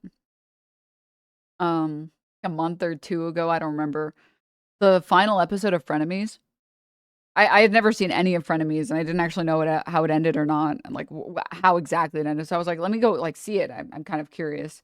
And I went and I watched it, and it is like a giant shit show. It's like repeatedly over and over again. Trisha's saying like, can we please end the show? And he's like, well, you can walk off. And she explicitly says like, well, I don't want to walk off. And what she's trying to say is, it's going to make me look like a triggered loser, like a triggered feminist woke cell or whatever. And then you're going to sit here and make jokes about me leaving. Can we end it like mutually? Like we both end it the way that we normally end it. I don't want to leave and then start feeling my feelings. And then you're sitting there like cracking jokes about it. And then I'm going to be too discombobulated to get back on. Like, can we just end it correctly? And he just drags out the torment on her for literally no reason other than I guess he just enjoys putting salt in the wound. So maybe you're willing to give Ethan some grace with this one. Understandable. But what about the defamation lawsuit that was filed against Ethan by Ryan Kavanaugh? In 2021, Ethan was sued by Triller, which one of Kavanaugh's companies had a controlling interest in. The lawsuit was related to the H3 podcast, streaming clips from a boxing match between Jake Paul and Ben Askren, which was a pay-per-view event that Triller owned the exclusive rights to. Now, Ethan did admit to pirating the fight in DMs with Philip DeFranco, saying that he didn't want to financially support Jake Paul. You can say that I did not want to support a credibly accused blank, but I did not broadcast the link, only watched what was readily available. I thought, wait a minute. I thought it shouldn't be allowed, and Ethan Klein is only filing the 3 lawsuits that he filed to help curb React content because you can't make malicious comments. You shouldn't be able to make malicious comments. Like the fungi right now are like, well, it's different if you said it in a DM to somebody else, then it's okay. Who'd been credibly accused of sexual assault. But the lawsuit was specifically for copyright, especially given that Ethan had shown on screen an unlisted link to a full upload of the fight. Ethan objected strongly to this lawsuit, essentially suggesting that it was frivolous and he was being unfairly singled out. One thing he noted was that Triller had been dropping most of their other lawsuits against actually potentially illegal restreaming sites. But most of those sites, they didn't have strong evidence against, whereas Ethan broadcast the fight and a link to it on a recorded live stream. Triller also made it known that they would be taking an aggressive approach to suing people who pirated or redistributed their product, and Ethan wasn't the only content creator they pursued to that end. But his frustrations and public statements about the case led to a series of additional lawsuits between him and Triller, which I could be mistaken. Someone can double check for me just to be sure.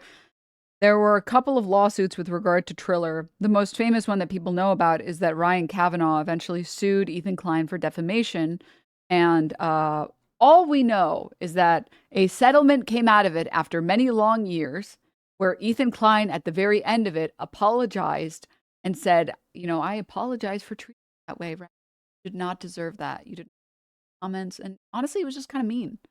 And I'm sorry. I'm sorry, Ryan. And really, no, Dan, I'm serious, Dan. I can only read off the script. Like, we really cannot defame him. Like, we really can't. Like, and implied that it would be, I don't know, maybe a bit expensive. But he totally didn't get owned, by the way. But I'm pretty sure he also did win the copyright case. Oh, shocker, despite saying he didn't want people to support Jake Paul. Oh my God, which again, this guy is like the only YouTuber I've seen that's actually described copyright and like fair use accurately. Klein chose to respond to by beginning to disparage Ryan Kavanaugh on the H3 podcast for months on end. Ethan would go live and vent his frustrations with Triller and Kavanaugh dozens of times over the course of the next several months, but the attacking quickly started to veer into pretty weird territory.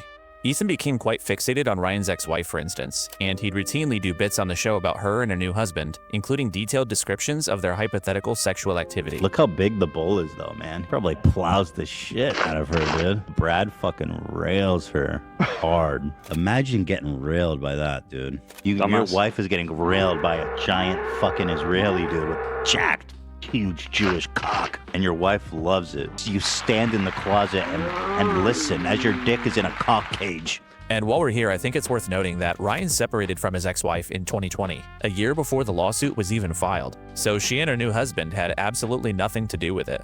But Ethan and his community... By the way, but if you make fun of Teddy Fresh merch, you're literally anti-Semitic.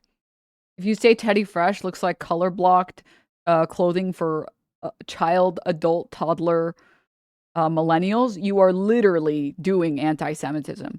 You are literally doing anti-Semitism to say you don't like Teddy Fresh. Had no hesitation in involving her in their smear campaign against her former husband. And when I say involved, I mean directly. The incessant mentioning of Kavanaugh's ex-wife led H3 fans to start brigading her and her new husband's Instagram page, where they left tons of very weird and hypersexual comments. I was probably getting 20 to 30,000 death threats. He started telling them to go after my ex-wife, who's my best friend and mother of my child.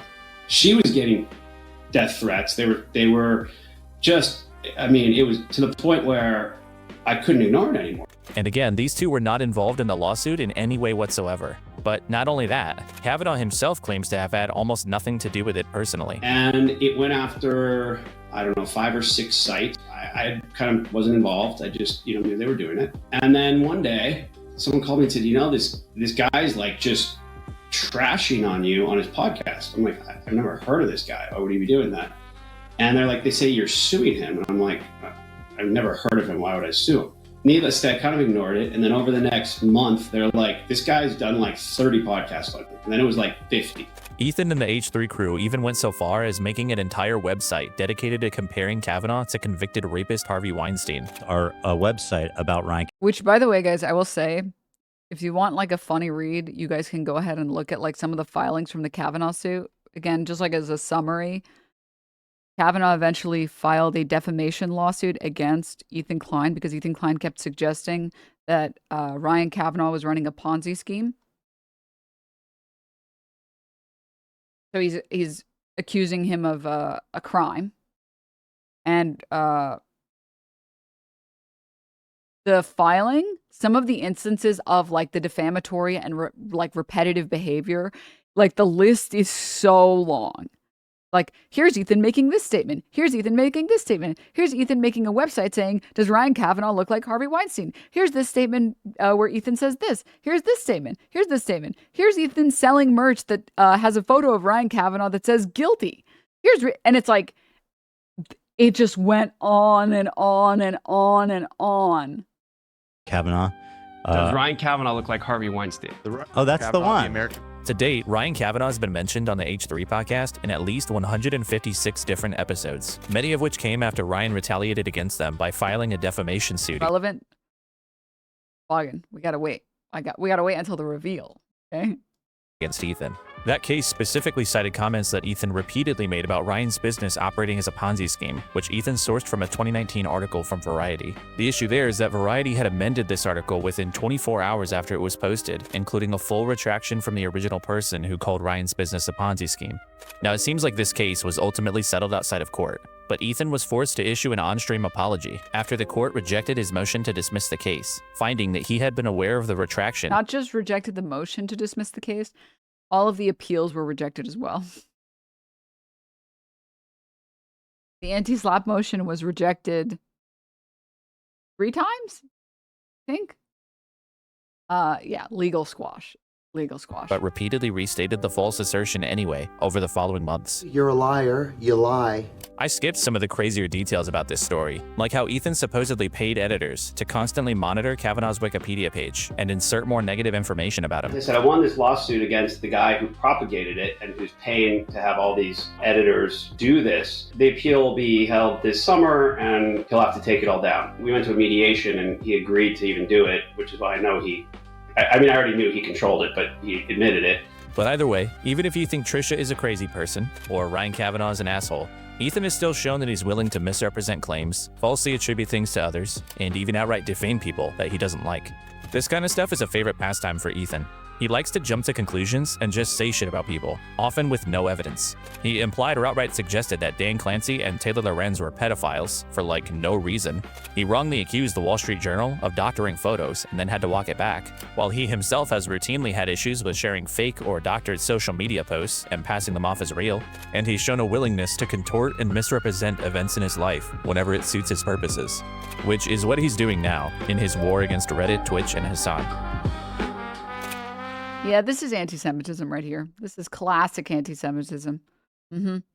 Streaming on the anti-Semitism platform, I can tell when something is anti-Semitism or not. This is classic anti-Semitism. How do I know you're not just saying all of this stuff just because he's Israeli? Just because he has Israeli citizenship? How? The harassment that me and Ela are receiving is just genuinely unfucking comparable. Like nothing I've ever dealt with. And to the point where I don't know how it's allowed on Reddit. Like an organized harassment campaign spreading across multiple subreddits, targeting like two specific people. It's so fucked up. And once again, to remind everybody that Reddit has no problem with this community that exists solely to do the most insane, unhinged. By the way, saying this when like the H3H3 Productions subreddit is literally just like a Hasan hate subreddit. Like, I haven't looked in a while, so it's possible it's since changed. Maybe they've changed their ways. Maybe they've moved on. But there is a period of time where it was like every day there were minimum like 5 Hasan hate posts. Every day. Every day. unacceptable harassment campaigns you can possibly imagine. On the It internet hasn't changed? Oh, okay. today, people think they can say anything they want about me. And by the way, her posting this is continuing the defamation and this whole like snark narrative that they're trying to make like mainstream. And by the way, they're part of the harassment campaign that I can't believe is so big. They're misrepresenting everything I said. They're mischaracterizing, like taking things out of context, fucking, like you guys are part of that harassment campaign, you scumbags. Saying this when he literally chopped my video up and then I had to put a timer on the video is amazing. It's just, truly. Since the Leftovers podcast ended, Ethan has spent almost 2 years trying to convince the online world that he is the victim of a massive organized harassment campaign, which is being spearheaded by Hasan and his surrounding network of evil harassers, or something like that. This harassment narrative itself is being pushed pretty effectively by Ethan, and he's received quite a lot of support from across the internet. So while he's been aggressively retaliating against his enemies, like his use of And I wouldn't even argue that he's gotten a lot of support. I would argue that a lot of people haven't said anything because they don't want to be the next target of harassment by Ethan and his community. legal system, to many it's understandable. The problem is that I kind of like hate people who are blatantly bullies, and the targets that they pick for their bullying are total fucking bullshit. Oh no, you're gonna call me a whore. Oh, I've never heard that before. Oh geez. Or even justified. But is Ethan's narrative accurate? To answer that, let's go back to the beginning of the Ethan and Hasan feud, back in late 2023. You'll remember from earlier that one of the first major sources of tension between the two was Ethan being upset at things that Hasan's chat was saying about him. Do you care that your chat is calling me racist? Do you make any attempt to modify? I have not looked at my chat. Moderate that at all? I have not looked at my chat at all. The thing with this argument is, first of all, I don't know what Ethan expected Hasan to do about a chat that looked like this. Like, look at this shit. But more importantly, Ethan seems to not understand that you are the only person who is responsible for the things that you say on the internet. It's nobody else's job to protect you if audiences and comment sections have a negative reaction to the things that you're saying. The backlash that Ethan's been getting online from communities like Hasan's, it doesn't just unfairly come from nowhere. It is a direct response to controversial ideas that he and Hila have expressed after the conflict in Gaza started. The reason why people are saying that is because of the conflations that you made, Ethan. I can't stop people from viewing you a certain way if you're gonna make these comparisons that they've heard from actually racist people. Now, to be fair to Ethan, he has repeatedly expressed support for Palestine and condemned the actions of Israel during the war. What is happening in Gaza is disgusting, and it needs to stop immediately. But the Kleins have also often shown a tendency to couple these general condemnations of Israel with things like flowery praise about the country and how free it is. What I want to do is Just let him show cook. you guys Let him cook. how I see it. Let him cook. How beautiful, how multicultural, how like free it feels for people, or highly incendiary statements about people who were saying free Palestine too closely to October 7th. When you come out and say free Palestine after they just lost everybody, that's not what you should be saying right now. And I'm free Palestine too, right? It's just the timing. I know what it is. You're saying I support Hamas. I mean, that's what you're saying. I'm just saying don't cheer for terrorists. I don't think that that's a crazy take. If you think it is, then let's go invite the Iraqi I terrorists. decided to make free Palestine mean I love Hamas, so you are being anti-Semitic now. Who are exacting revenge to come to your city block and kill every fucking one you love. If you think Hamas is dope, just remember, you deserve to be burned alive by terrorists and your whole family murdered in front of you. Ethan's also been criticized for spreading misinformation about important historical events regarding Palestinian suffering, or for uncritically accepting negative stories about their combatants. H3 promoted the beheaded babies myth extensively, for example, and has not retracted since. I will say one really amazing thing about this entire arc was having the debate between him and Sam Cedar, and having that one moment where Ethan tells Sam Cedar, you know, they don't even have bomb shelters. Hamas doesn't even let them have bomb shelters in Gaza. And Sam is like, okay. First of all, okay. Second, do you think Israel would let them have bomb shelters? Like, you're not that stupid, right? You're not so stupid that you don't realize that Israel would immediately say that those were bomb shelters for Hamas agents, right? Well, I just thought it was interesting. Don't you think that that's interesting? Dude, stop. Well, Hasan said, I don't care what Hasan said. Being overly skeptical or just rejecting negative stories about Israel. I mean, listen, that's a huge claim. 15 Palestinian women were raped. I couldn't really find a lot of evidence to back it up. I understand why Ethan's brain would. Which again, by the way, like this is, I think, the root of a lot of the reason why people viewed Ethan's rhetoric as not being pro-Palestine, because when there's any report on Israelis doing rape and Israeli pro-rape rallies and systemic use of rape as a means of torture in Israeli prisons against Palestinians, he's like, well, that doesn't seem right. I know Israelis, and I know that they wouldn't do that because they've never said that they wanted to do that to me. So I know that that can't be right. That can't be right. And the second you say something that is factually true, which is that the UN report on October 7th did not find any credible reporting on systemic use of rape as a tool. The second you point that out, it's like, well, you clearly think that all Israelis need to explode and you love rape. It's like, what the fuck? What are we? I'm just reporting on what's actually happening. Hello? Oh my God. Hilo has now officially called CBS and mailed skulls to Ethan based on the previous patterns. Yeah. Hey, I'm not super familiar with you, but I do know the type of person Ethan is, and I think what he's doing is disgusting. Best of luck to you. Thanks, man. I appreciate it. Operate this way, and it's not like there's anything immoral about having a bias. But obviously at a certain point, after Ethan makes enough comments like this, to a lot of people, he's gonna start to sound like he's defending Israel a little bit, like kind of reflexively. They could have held a ceasefire at any point. They could have ended it after a week. I mean, Hamas could have ended the war anytime too. How could have Hamas ended the war? By releasing the hostages? Hamas offered all the hostages in agreement for Israel not coming into Gaza. To defend Israel's actions. That's not true. That didn't happen. When I'm presented with factual things that did in fact happen. Didn't happen either. Yes, it did. This type of thing is why people think that Ethan and Hila are running defense for Israel. And there are dozens of examples of this. There's Hila essentially saluting IDF pilots on Instagram after This Israel. is insane. Excuse you, Kilo. This is defecation. She apologized for making that post. For saying female pilot who participated in the attack on Iran. Israeli women are heroes. Strike on Iran. Or there's also her referring to former Israeli Minister of Defense Yoav Gallant as a really good guy, a man who is She apologized for that.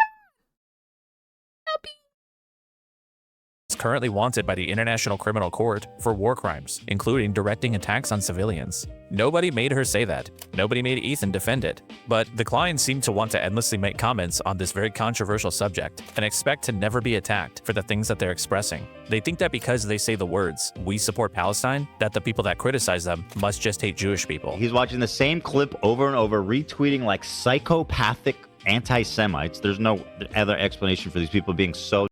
And there's a piece later that goes over it, but the other thing that Ethan Klein loves to do is get upset when people use his words back at him. Like Hila will say, I went on a raid to Ramallah, and then people will say, raider of Ramallah. And she's like, that's not how, why are you spreading these lies about me? This defamation about me. It's like, you literally said you went on a raid to Ramallah. This is anti-Semitism. It's like, what the fuck? Okay, man. Weirdly obsessed with her. To a lot of people, Ethan saying genocide is bad is probably not adequate. Genocide being bad is obvious. That's the default position. To them, this situation would Also, be yeah, kind calling Ramallah a terrorist city is like of like someone saying rape is bad and then talking about how much they love Bill Cosby. After people have some of my barbecue sauce, after a while when it kicks in, they get all huggy-buggy. Jesus. Anyway, you get what I'm trying to say. The point is that Ethan and Hila are the ones choosing to put this stuff on the internet. Like during the height of what many people consider to be a genocide by Israel, Hila posts on Instagram last February, showing off her new blue Star of David tattoo. You know, like the one on the Israeli flag. Now yes, blue is a traditional color in Judaism, but a lot of that is because of its appearance on the flag of Israel. There are a lot of people that understandably are not gonna like an apparent show of support for a country that's been accused of what I read online. What I learned in boating school is a big reason why the Star of David is associated with the color blue is because of the Israeli flag. And that historically, it wasn't frequently or consistently blue. So, just, okay, moving on. Razington, thank you so much for the 10 gift subs. Thank you. Using chemical weapons near civilians, or opening fire on people waiting for aid. But here's how Ethan responds to negative comments on Hila's post about her tattoo. Obsessed with you guys when you only had 15K subs. Glad that's behind me. Enjoy hell. This guy's for real. Joe Coop. Look this guy up. Enjoy hell. Famously, no one has ever told someone else to go to hell because they don't like them. Every time you tell someone go to hell, you piece of shit, it's because it's anti-Semitism. He said, enjoy hell. Yeah. No, I mean, they think I'm actually the devil. Here he is. If anyone, let's see if I know, can identify him at all. Which one's Joe? Let's see. I think it's this guy. Trust me, when I see an anti-Semite, I know I can spot him. Wow. Spot him from a crowd. That's him. So I don't know if you guys all know that, but your friend Joe here actually is a fucking... Also, this part sends me. Judaism doesn't even have hell. Why is he so mad? Do Buddhists get this mad at being told to go to hell? Oh, well, you wouldn't understand because you're another anti-Semite. Okay? All right? See, this is a classic sign of anti-Semitism. Smiling. Yeah. Giant racist piece of shit. And like he likes to tell Jewish people they're going to hell on Instagram on his public profile. I don't know if any of you guys know him, but certainly anyone who would employ him or probably even his parents would be pretty disappointed to see that. Although who knows? Here's his mom. I'm not going to click that for her. No, you know what? Fuck him. This is what you... Here's your mom. I wonder if she knows what you do on social media on your free time. You love your mama. And by the way, this guy actually talked about how the school that his mom works at started getting bomb threats because of this. Classic comedy podcast. Classic comedy podcast is when a guy tells your wife to go to hell. So you harass him, dox him, show a photo of his mom, say, actually, fuck you. And then his mom is getting bomb threats at the school that she works at. That's a classic comedy move. That is a classic comedy podcast move. And then his sister, who was underage, started getting rape threats and saying Hamas would rape you, by the way. Hamas would rape you on her Instagram. A 16-year-old girl was having Ethan Klein fans telling her that Hamas would rape her. That seems proportional. And that definitely seems like a classic comedy podcast. Classic comedy podcast is when you harass someone, dox them, and then their underage sister starts getting rape threats about how Hamas is going to get her.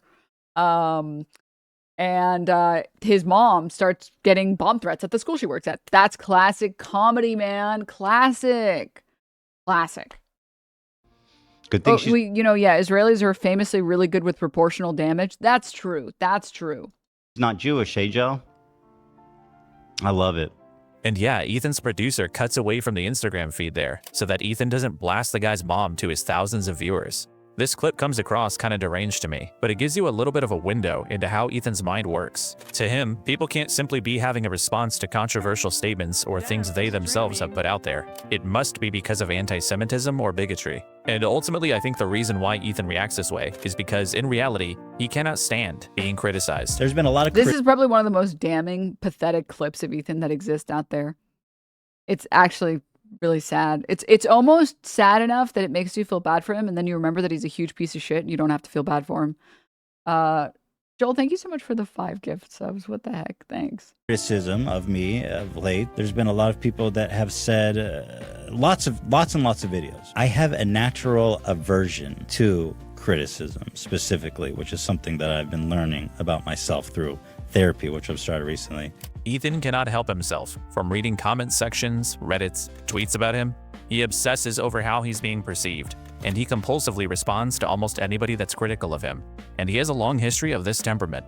As a quick example, there was this call. Oh man, there's this one clip. I don't have it. I have no way of knowing how to find it, but it's an amazing clip. Because I used to think about it. I was like, I really don't understand how you can like use the internet this much and like stalk your online presence this much and be normal. Like, I don't think it's in general, if you make any content on the internet or you exist as like a public figure on the internet, it's really not healthy to overly consume content about yourself, because it's like, unless you're doing it and you're having a good time and you're having some laughs, you really shouldn't engage because it's not really like beneficial. Like when I'm looking at my tweets or like I'm looking at replies in my tweets, I like to look at them with friends because it is really funny. It'll be like, Denims, yay, Denims, I love you, Denims, blah, blah, blah. Like Slay, waste is snatch. And then it'll be like, your fucking lawsuit is gonna bankrupt you. And then you're gonna be homeless. And then you're gonna go to prison. And why doesn't anyone care about that? It's like, what world is this? Not the funniest thing on the planet. And then you go to their profile page and it's like, I'm just a fat, stupid fucking chud and nobody loves me and my mom is making me move out of my basement. It's like, okay. Yeah, I don't have to, you know. Okay. This is just funny. It's just funny. It's just funny.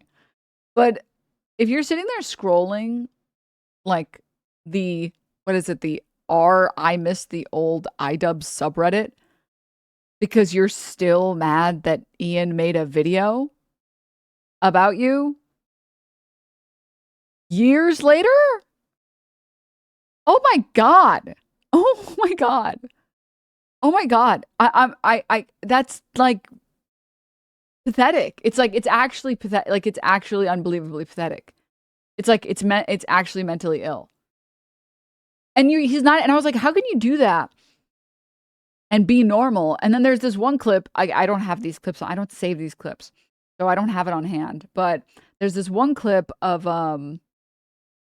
Ethan, and he says like, someone saying, I think someone writes in the chat or something, I don't remember what happens, you know, why don't you just try being like, you know, having fun or something like that? And he says, I don't know how to do anything else. I don't know how to be anything else. This is who I am. I'm depressed. I'm mad. I'm angry. It's amazing. It's such a great clip. And if someone has it, I'm not doing it justice, really. So I would love to watch it with you guys. But the point is, until that clip, I was like, how can you be normal and like browse and spend so much of your time engaging with hate content like about you or like snark content about you or whatever, and seemingly like he cares about it, like he really cares about it, and it's like, oh, you can't be normal. You can't. I see comments about me and I think that they're genuine. I think that they're so funny sometimes that I send them to other people and I'm like, dude, this is insane. Like, this is so fucking funny. But it's always incidental. That's why sometimes people in chat will be like, did you see this new poop YouTuber? Just, you know, the meme format that's like, who is Mr. Shit or something like that? What happened to Mr. Shit? This. Why is YouTube this meme? Come on, load.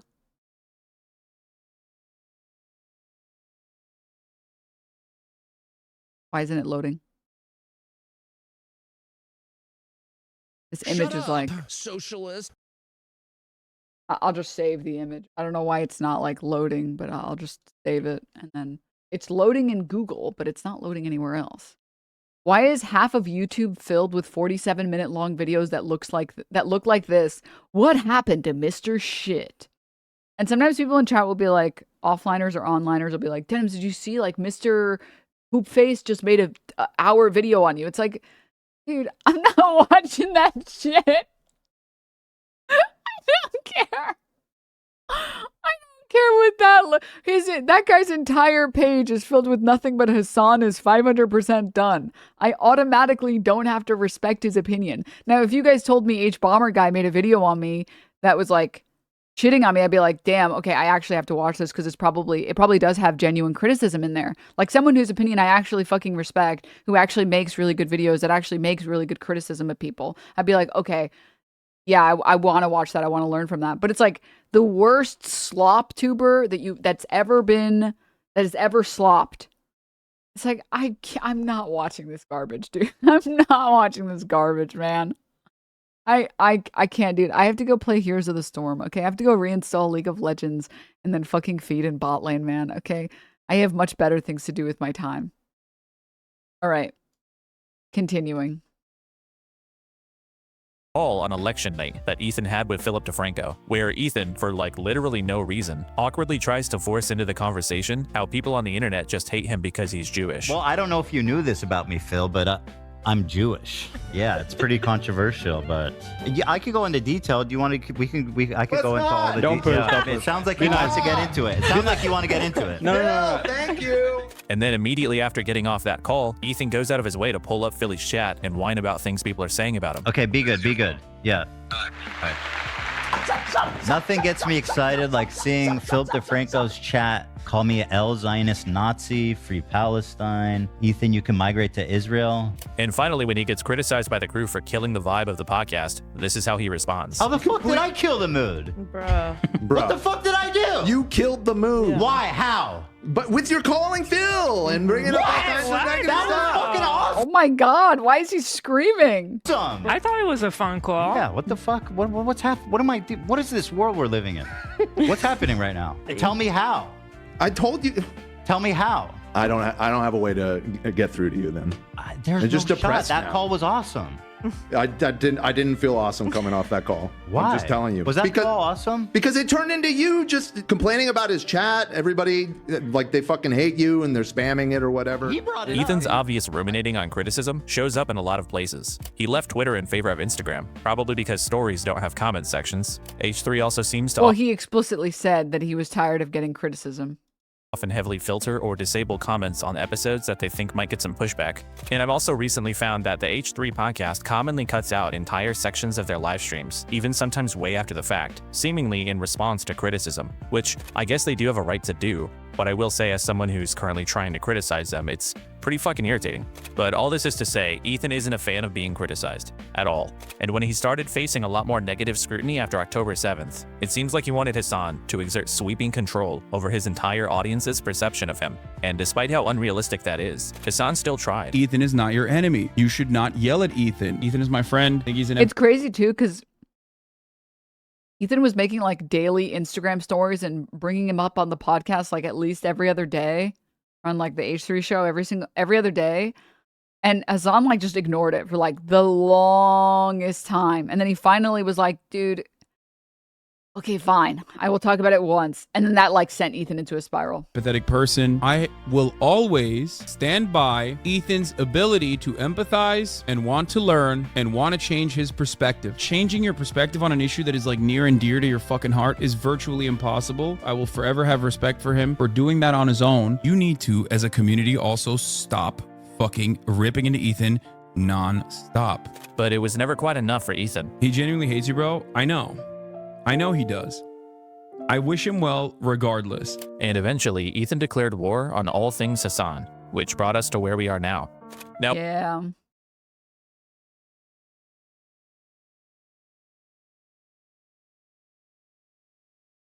Have you talked about Hasan with about his behavior back then? I mean, like, kind of. It's just like what's there to say? Like, you had this podcast with this guy, and then he like lost his shit, and then he blamed you for people criticizing him. Like, then what the fuck do you do? Like, literally, what do you do? Also, I'm sorry I missed it. Flocky, thank you for the 10 gifties. Let's go. Thank you so much. what Ethan could do is he could stop reflexively defending Israel. He could stop commenting on the issue altogether. Maybe he could reflect on and internalize some of what people are telling him. Or he could change nothing and just accept that some people on the internet are going to have a problem with it. But of course, he hasn't done any of these things. Ethan has instead chosen to lie. He's built this myth of a mass harassment campaign against him, and he's using this lie to try to financially harm Twitch, change Reddit policy, and abuse the court system against the people that he holds responsible for his decline in popularity. The three main things that Ethan's been dishonest about are H3 Snark, the CPS call, and the copyright lawsuits. Let's start with Snark. Wait, sorry, I want to just... The three main things that Ethan's been dishonest about are H3 Snark, the CPS call, and the copyright law. Yes. And it really is crazy to me that like none of these people care that Ethan just like directly lies to them. Like, I feel like I would care if I found out that like my favorite streamer or my favorite podcaster was just straight up misrepresenting situations because they wanted to be a perpetual victim. And he like doesn't, they just like don't care. It's so weird. Shy Tempo, thank you so much for the raid. Welcome, Raiders. Welcome. Hi, Raiders. Got the full Monty, I know.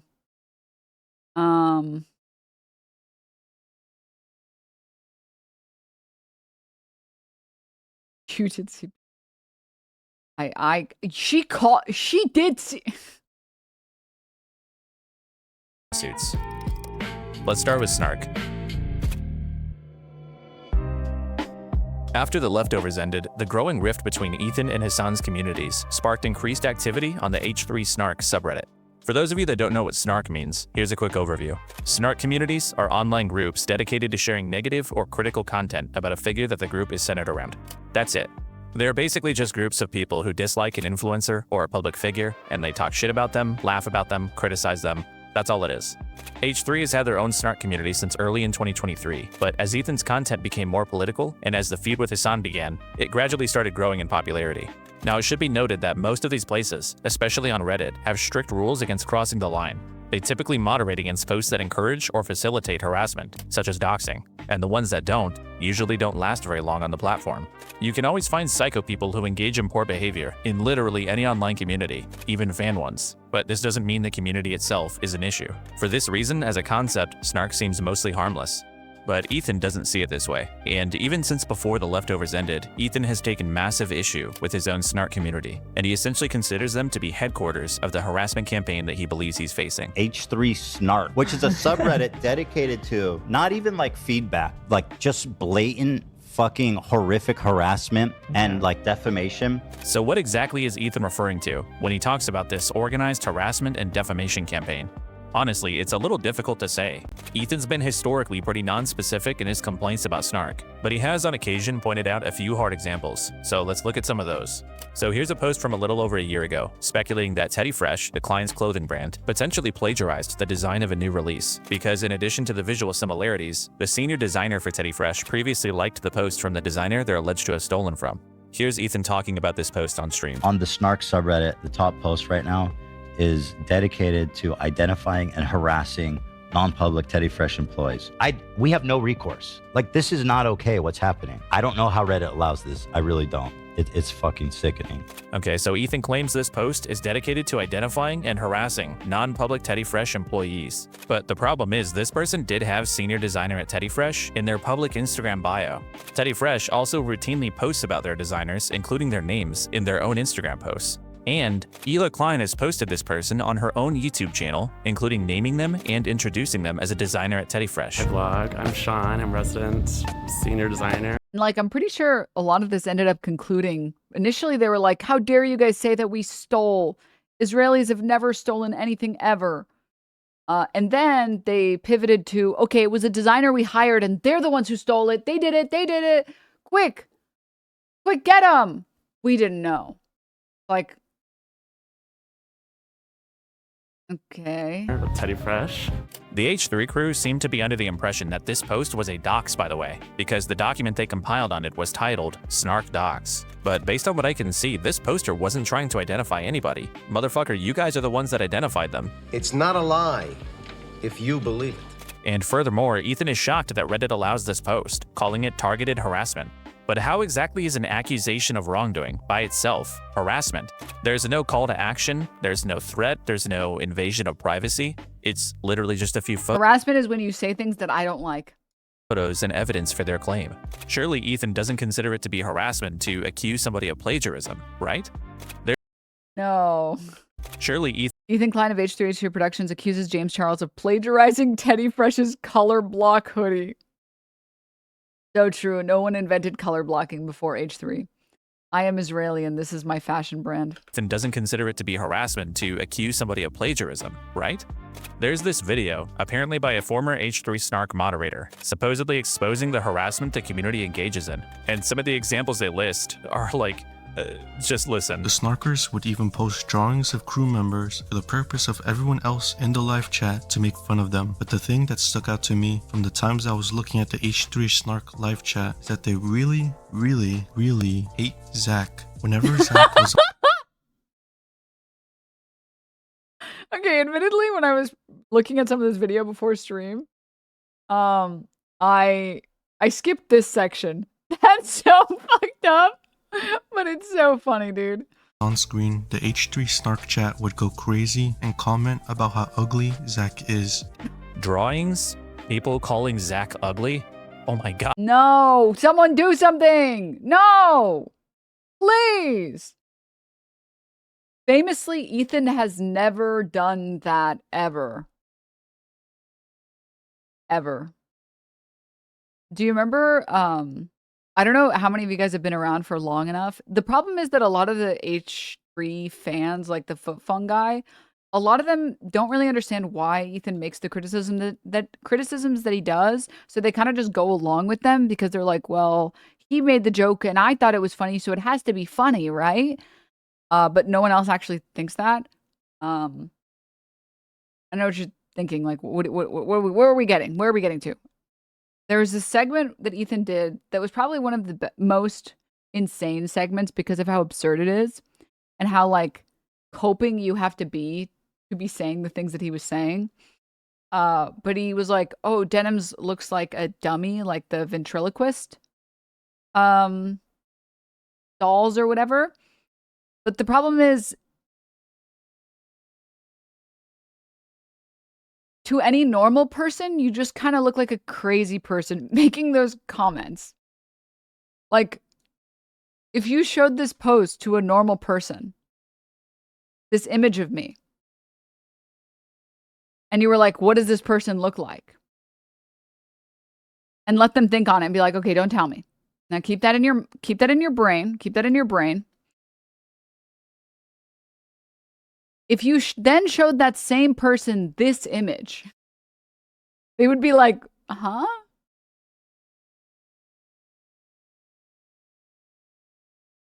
What? Why not? Question mark? Okay.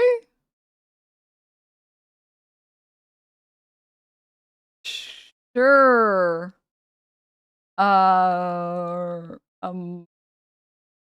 It's because you see red hair, but I have like black hair with highlights in this video or in this image.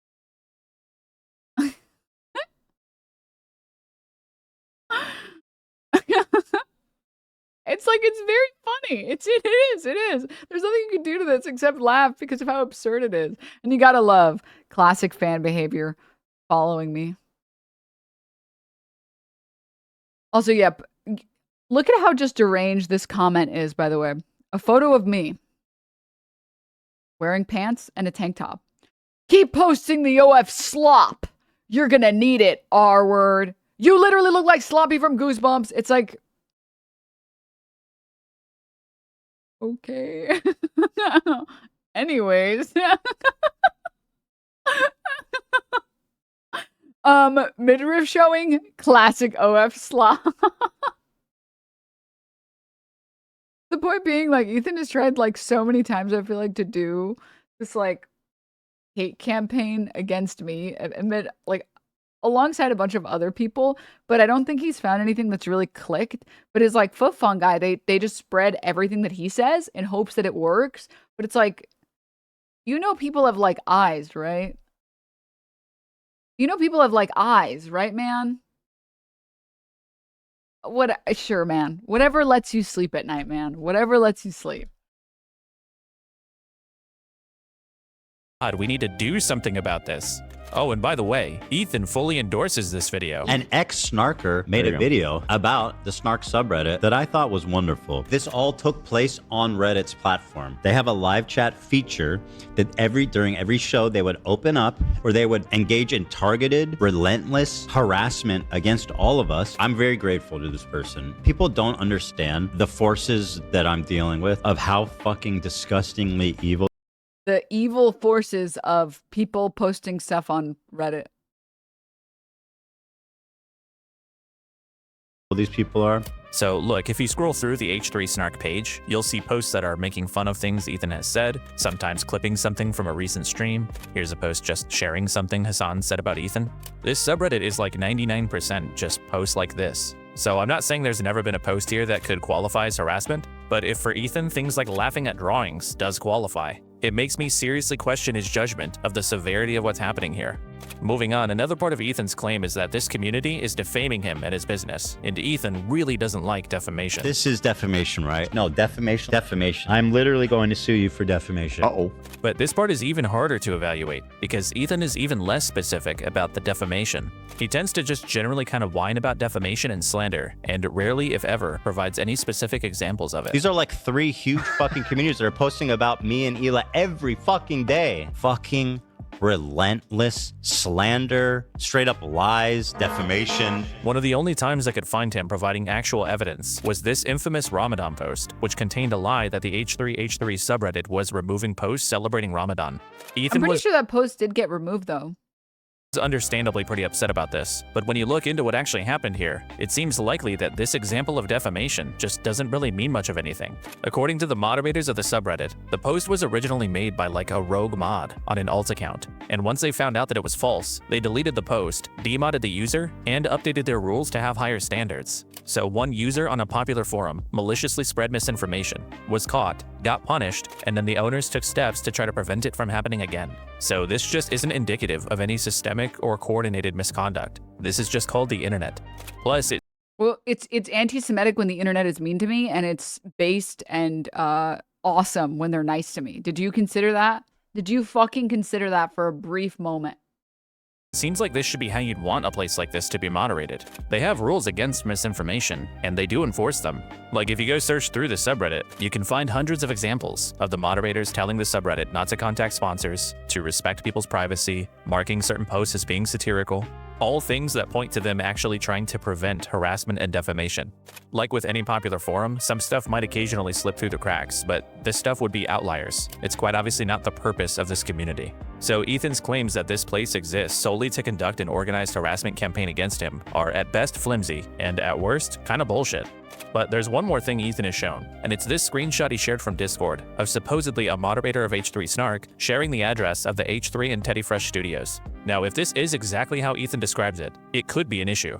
But this looks like a private DM, not a public Discord server. There's no information about who this was sent to, whether this person is still a moderator, whether they even ever were a moderator, or whether any of the other mods knew about it. So I kinda just don't really know what I'm looking at here. Without more context, this just isn't evidence. I mean, it's literally the same thing that he did with the lawsuit where he said that, like, they are directly coordinating.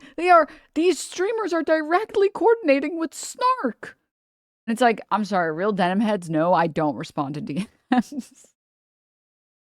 How many times do I have to go over this? I'm too busy losing games and here's the storm because I'm a fucking masochist, man.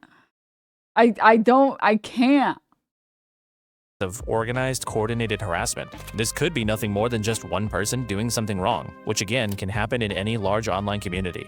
So look, my perception of what's happened here is that Ethan conflates harassment with unwanted negative scrutiny, and he might even conflate slander with things he disagrees with. 99.9% of the users here are just talking, making jokes, criticizing him, voicing their opinions. Some of them may say things that are untrue or even cruel, but dude, that's what the internet is.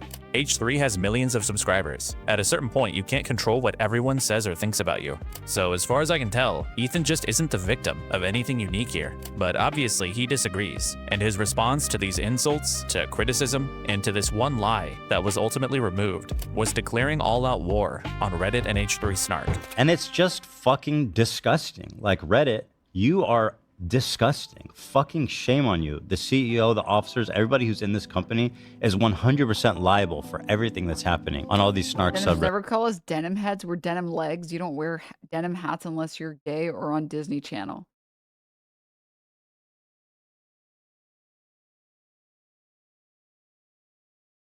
The Maoist lesbian says. That's a crazy name. Crazy name. And you did get my ass. He started by going to Reddit and complaining about Snark numerous times, demanding that they take action against the subreddit. And I've tried to notify Reddit, and they just don't fucking care. We reported it, and we were trying to contact someone at Reddit. I've gone through every avenue possible with Reddit. If this doesn't get taken care of, then I'm going to have to start holding Reddit. It's like, if he wasn't such a horrible person and didn't actively use his platform to make other people's lives awful, like, genuinely, I'm sorry, what Ethan Klein did to Casey Tron is one of the most disgusting things I've ever seen someone on the internet do to another person. Like this woman who got, what, a few hundred viewers watching your video that got millions of views. You were okay with making her and her family homeless because she said mean things about you. Now you're going to pretend it's under the guise of caring about fair use. We all know that that's a load of horseshit, man. You don't mean that. You don't believe that. You don't think that. You wanted to do it because you didn't like that she was saying mean things about you. Unfortunately for you, that's not going to necessarily stop her from saying mean things about you. It just means she's never going to watch your content again. She'll just put up a photo of you and then shit talk you then. Like, it's just weird, insane fucking behavior. I mean, a woman being mean to him is actually worse than genocide. That's true. That's actually correct. Reminder that for disabled people and their families, threatening to financially ruin them is essentially a death threat. That's what he was doing to Casey for being mean to him. Correct. Why was I brought that up for one particular reason, which was to make a greater point.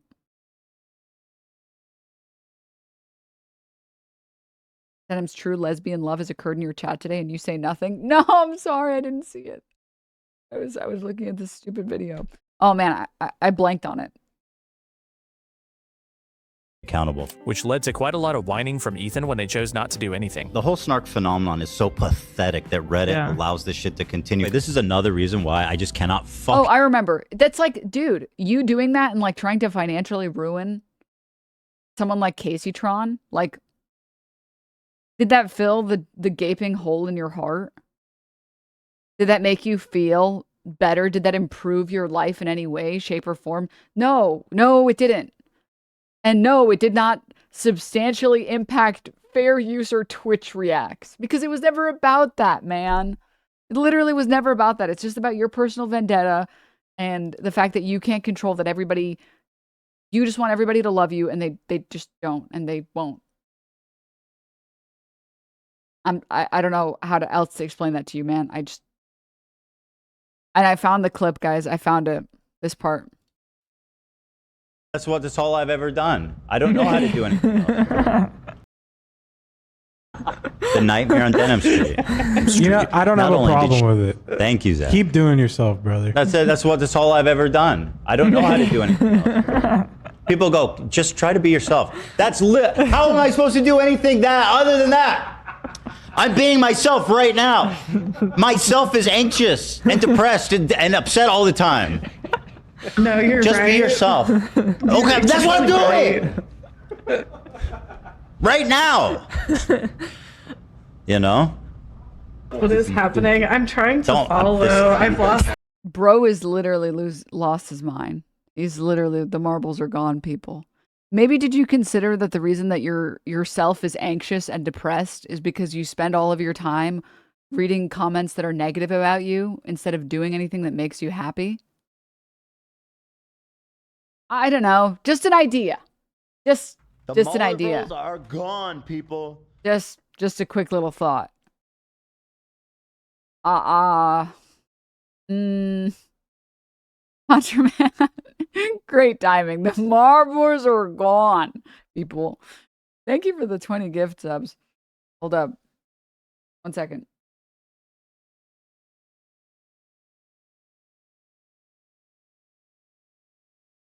A little snacky. One sec.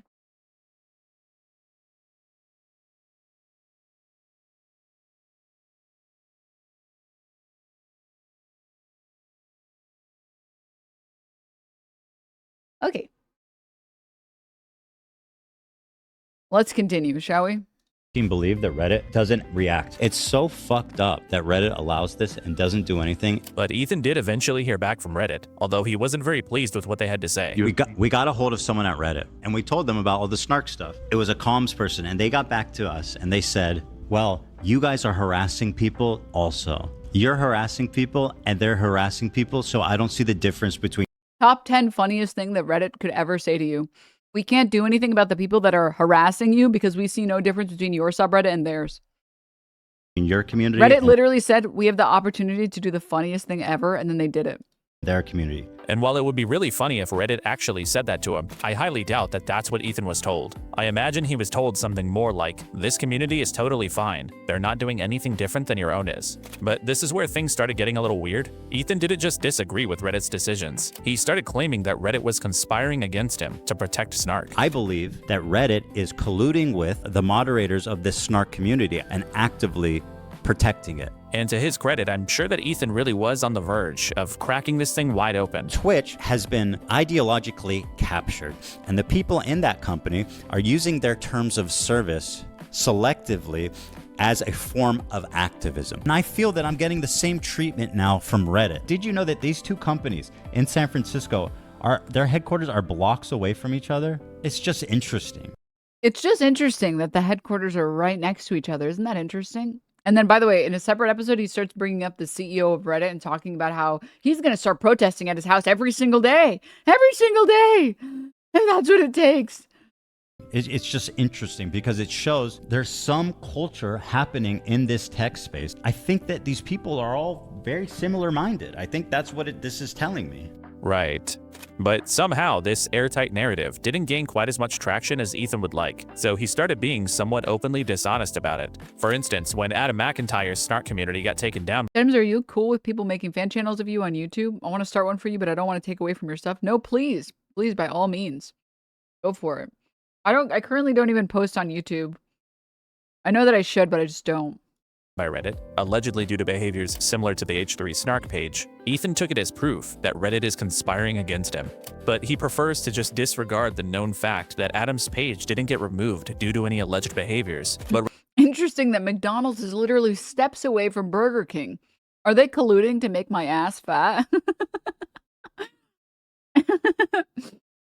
The Denims industrial complex is rising. The camera is getting bigger. If anything, I wish that there was something that I could like give to people who upload stuff on YouTube and to like fan channels that exist on YouTube. I wish there was some way that I could like reward people, I guess, who like make such, you know, great clips and stuff. But we're not even hiring an editor. Well, I have editors for TikTok, but I feel like when I upload them to YouTube, I don't know if it's just my channel that's cooked or what, the clips just like get completely brigaded. It can be like totally about anything, but maybe now's a good time to start trying again. I don't know. rather because it was completely unmoderated, whereas H3 Snark has always had active moderators. Ethan is aware of this, by the way, he just chooses to believe something else. It's hard for him to be honest. He lies a lot. He does. In fact, there are often pretty decent explanations for why things on Reddit haven't gone Ethan's way, but rather than opening his eyes, everything only leads him to further believe that Reddit leadership must be snarkers themselves. That's right, it's a big Reddit conspiracy to harass Ethan Klein. That is literally what he believes. I know that it's likely that one of the admins who's being paid by Reddit is participating and protecting it. Ethan also started claiming that the coordination and organized harassment actually just happens in Discord servers, which is why you won't find it on the subreddit itself. These fucking freaks that are in a Discord sharing on all these things. These people can sign up without any info of their account. Most of their activities happening on Discord. And it's kind of weird that he'd go that route anyway, because somehow Reddit is complicit in something truly horrific here, but simultaneously none of it is actually happening on Reddit, it's all happening somewhere else. By far, this is like the funniest thing that I think Ethan Klein has ever done. Become convinced that the Reddit CEO and the people at Reddit are also Ethan Klein snarkers. And they're all in on this big joke to make fun of and insult Ethan Klein. But despite not having very much evidence, Ethan remained incredibly determined to push this harassment narrative. So determined, in fact, that he made the very classy decision to appropriate a woman's suicide to further his agenda against Snark. Michaela Raines, also known as Save a Fox, took her own life back in June of last year. And Ethan, within 24 hours of it being announced, ran to Instagram to claim that Snark was responsible. But Michaela's husband didn't cite her Snark community as contributing to her suicide. He rather said that the criticism Michaela faced was often from people she knew or people from other animal sanctuaries. Michaela's Snark page was pretty inactive, with only 19 total posts in its lifetime. She also, according to her husband, had a long history of being in and out of therapy with depression and various other mental ailments. Now, I'm not saying it's impossible that Michaela's Snark page contributed to her distress, but this was obviously a deeply troubled person, and Ethan parading around her body for his own narrative purposes and chalking it all up to Snark when he can't even know that to be true is kind of a... I mean, it feels a lot like anyone that talks about Wreckful. It's like, maybe we shouldn't speculate and explain all of the reasons and blame it on the things that we want that are useful for us in that exact moment. And maybe suicide should be treated with, like, I don't know, like a little bit more caution. Again, obviously harassment is never going to help anyone, but to use somebody else's suicide to be like, see, this is why we need what we need right now. Oh, I completely forgot about that one as well. Yeah, forgot about that story. Etika, which Ethan also weaponized for his personal gain. It's just like, dude, come on. Disgusting thing to do. But despite these lies and conspiracy theories and his appeals to Reddit, Ethan was unsuccessful in getting H3 Snark removed. This is not normal. This is fucking insane, unhinged behavior that is being explicitly sanctioned by Reddit continually. It's nauseating. It's so fucked up. So he decided to escalate his tactics. Ethan hired an attorney to begin issuing copyright strikes against clips of the H3 podcast that were getting posted on their Snark page. It's unknown exactly how many strikes were issued, but they went after quite a few, including some clips as short as 20 seconds long. Ethan has given various explanations for why he was trying to get these posts removed. Me and my lawyer were extremely conservative about which posts qualified. The ones that I post that I DMCA'd on that were egregious. At different times, he's claimed he was only targeting members-only content or posts that openly stated they were trying to steal views. But neither of these turned out to be true. Clips that didn't fit either of those parameters were getting struck also. Eventually, some of these snarkers were added to Ethan's current lawsuits against Hasan's orbiters, which we'll come back to later. But in these filings, we received expanded explanations for some of the DMCA takedown requests. And all of a sudden, the justifications included things such as posts that didn't have enough comments on them.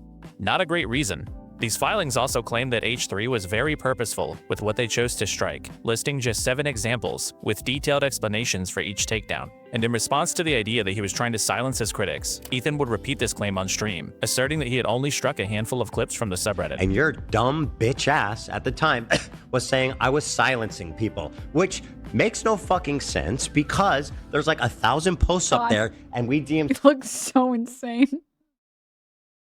I don't know what he was doing in his life at this time, but this was like peak, like, insanity. Like, he just, you know, the zooted emote, this was like the vibe that he gave every episode for a little bit. It was very funny. It was great. And then he kind of like tapered out and he just started being like, I don't know what he was doing with his life. Maybe he was really big on cardio. Maybe he got into yoga. Maybe he was on that methylene blue. I don't know. I don't know what he was on. Honestly, I genuinely, I don't know what he was on or what he was doing or how he was living his life. Maybe he woke up with like sunning his butthole every morning like people do. I don't know. Whatever he was doing, this shit was great. He looked so insane in every single episode. It was amazing. Where he's like, this is what I'm talking about.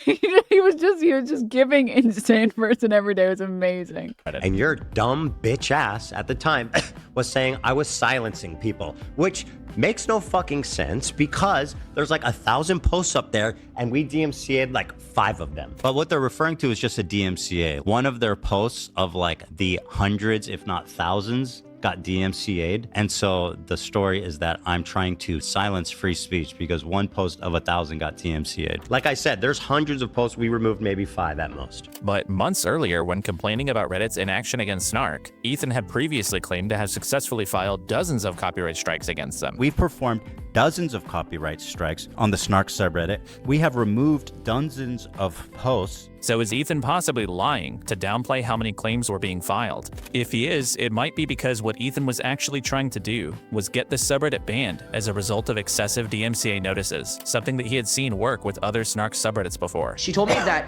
she was aware that there's Snark pages that will talk about me and that talk about her or whatever. And she was like, I'm going to give you this number of someone who can take down your Snarks. These people will go around and they will copyright strike things on subreddits to get them all these violations that then they get removed.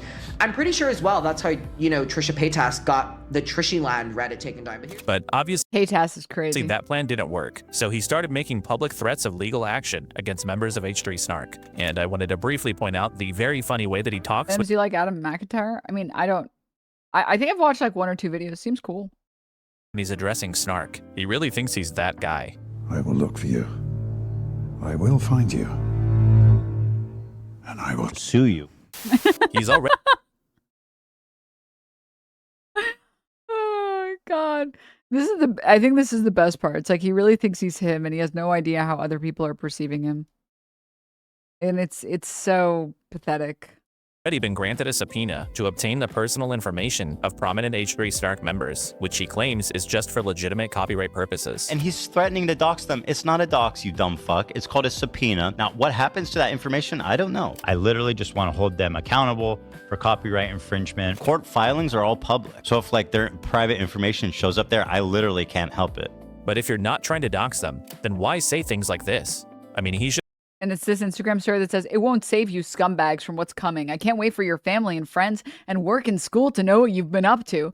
You gotta love like how insane and like delusional and deranged this fucking Instagram story comes out. Your friends and family are gonna know that you were posting about disliking the H3 show.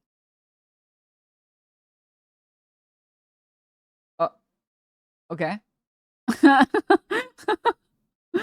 Okay, bro, what do you think you are, Sephiroth? Like, hello? Just openly expressing here that his goal is, at least partially, to expose the identities of these snarkers. Like anyone that— I mean, the reality is it was all a massive, the entire thing against like Reddit is just that he can't handle criticism. And when there's a subreddit of people that criticize you, you just have to like grow the fuck up and not be a fucking baby. I mean, look at not leftovers. Look at LivestreamFails. LivestreamFails is literally a dedicated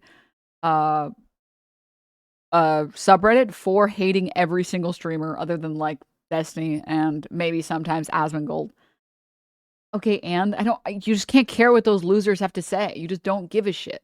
You just don't have, and that's the cool thing. You actually at no point have to give a shit. You don't have to care, but he can't handle that. He can't handle that people don't like him. So his solution is, well, if I just dox everyone, if I force them to be doxed, not because I'm trying to dox them, of course, ha ha ha. No. It's because I'm trying to subpoena them. Then no one will have the audacity to confront me or criticize me because they'll all be afraid of being doxed. Like, participated in that sub should be humiliated, embarrassed, and exposed. If I was one of these people and had something to lose, who had, let's say, a good job or was part of an elite university, something like that, they would certainly not want people to know what they've been up to. They all have quite a lot to lose, and I will be— I love the idea of like Yale being like, ooh, we were gonna admit you, and then we found out that you're moderating for a subreddit that doesn't like Ethan Klein. So yeah, we're gonna have to rescind your acceptance letter. Like what is happening in the machinations of his mind? Genuinely, like I know, like, ooh, you have a 1600 SAT score, but you don't like H3. That's not gonna work for us. That's not.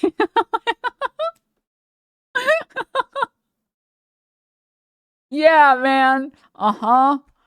You really got him. And unfortunately, like the reality of being a public figure on the internet is this, but how do I get them to stop talking about me? That's the neat part. You don't. That's kind of just like what happens on the internet. There are always going to be people that hate you. It doesn't matter if you're the least controversial person on the planet. There are people that will hate you. There are people that hate BB No Money. Like, what has he done? Like, he literally hasn't done anything. Like, I don't even understand why people dislike him. I'm not saying you gotta like him, but like there are people who dislike him. There are people I've seen that will be like, I can't wait for allegations to come out about this guy. It's like, what the hell? His worst crime is being a little cringy. Okay. Are we serious right now? Like, are we serious? Cringe? The cringe. Someone being a little too cringe is enough for you to have this like palpable hatred? That's very weird, man. That's very weird. There are people who hate Miss Rachel. Very weird, man. Very weird.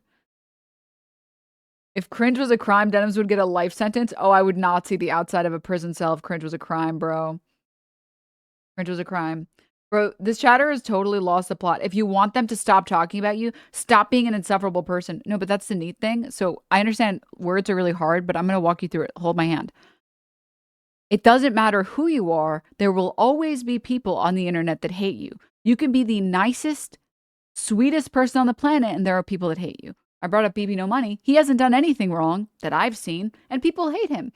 Miss Rachel just makes videos talking about how she doesn't want kids to fucking die and suffer, and people hate her. There are a lot of, there are people that hate Markiplier. And when I say hate, I don't mean like I feel neutrally, I dislike or anything. I mean like hate enough to be posting consistently about them. It doesn't matter who you are, there are always going to be people that hate you. Streaming. Especially on the internet. I don't care that people talk about me on the internet. I really don't. Because all I have to do is remember that people talk about how anti-Semitic Miss Rachel is, and then I'm like, oh yeah, right. Idiots exist. Okay, got it. I only have to respect the opinion of people who I actually respect and think are valuable sources of information. So for example, if Mehdi Hasan made a video titled Denims is the most evil person ever, I'd be like, ooh, he knows about me? No, I'd be like, oh, wow, I really want to know what he thinks and like why he said that. Like that's, ow, that hurts. Because I'm a big Mehdi fan. But like some random fucking loser that spends all of their time posting in live stream fails, why would I give a shit? Why would I spend more than 1 second thinking about something like that? It's a total waste of your time. And you have to like accept that as a content creator, as a public figure on the internet, that there are people that are just going to hate you. And some of them don't have a good reason at all. Like some of them literally don't have a good reason. And that's okay. And you just tell yourself you're not allowed to care about that. And then you just don't care about it.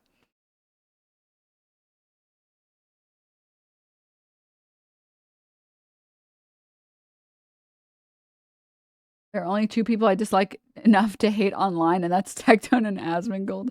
I mean, even those people, it's like, I don't go to their chats and type about how much I hate them. I have, like, better things to do with my time. I would, like, spending my time, like, I could be playing video games, I could be going outside and getting dinner, I could be going bowling with friends, and instead I'm, like, typing in a chat of the streamer that I hate and being like, you fucking suck, you're the worst, like, girl, there's being pathetic and then there's being pathetic. Like, that is a level of pathetic that, like, you can't let yourself stoop to. Like, that's really sad. Like, it's actually, like, sad.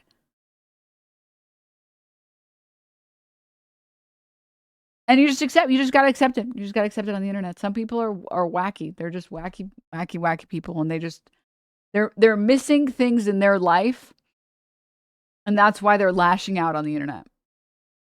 Because normal people, when they don't like someone, they just think, I don't like this guy. And then they move on with their life. That's like 90% of the people I don't like. That's how I respond to them. It's like, oh, I don't like this guy. Okay. Like, I'm not making constant posts about Mr. Beast. I don't go to every Mr. Beast video and say, like, I fucking hate you, Mr. Beast. I don't go to, like, whatever the Snark subreddit is for Mr. Beast and talk about how much I hate him. I don't, like, clip and show how evil. I'm just like, I don't really like Mr. Beast. I don't know, he's just kind of weird to me. Anyways. And that's it. Like, that's literally anything beyond that is like literally, and I'm not joking, Jack, it's a waste of your time. You could do anything else. Literally anything else. You could watch a movie. You could play a game of chess. You could draw something. You could read a book. You could hang out with friends. You could cook something fun. You could go for a walk. You could do literally anything else. Anything. And there are some sad, pathetic losers that spend literally all of their time sitting there and posting about how much they hate someone. Like, is that not, like, I feel more pity for those people than anything else, because you have nothing going on in your life if that's how you spend your days every single day. That is sad, man. Start keeping fish. That shit will take over your life. Trust. Or even like having a pet. Like having a pet is one of the easiest ways to guarantee that you've become a little bit more normal. Because I don't know about you guys. I love, but you don't understand. This is called justice. Everyone needs to feel the way I do about this person. It's like, who cares?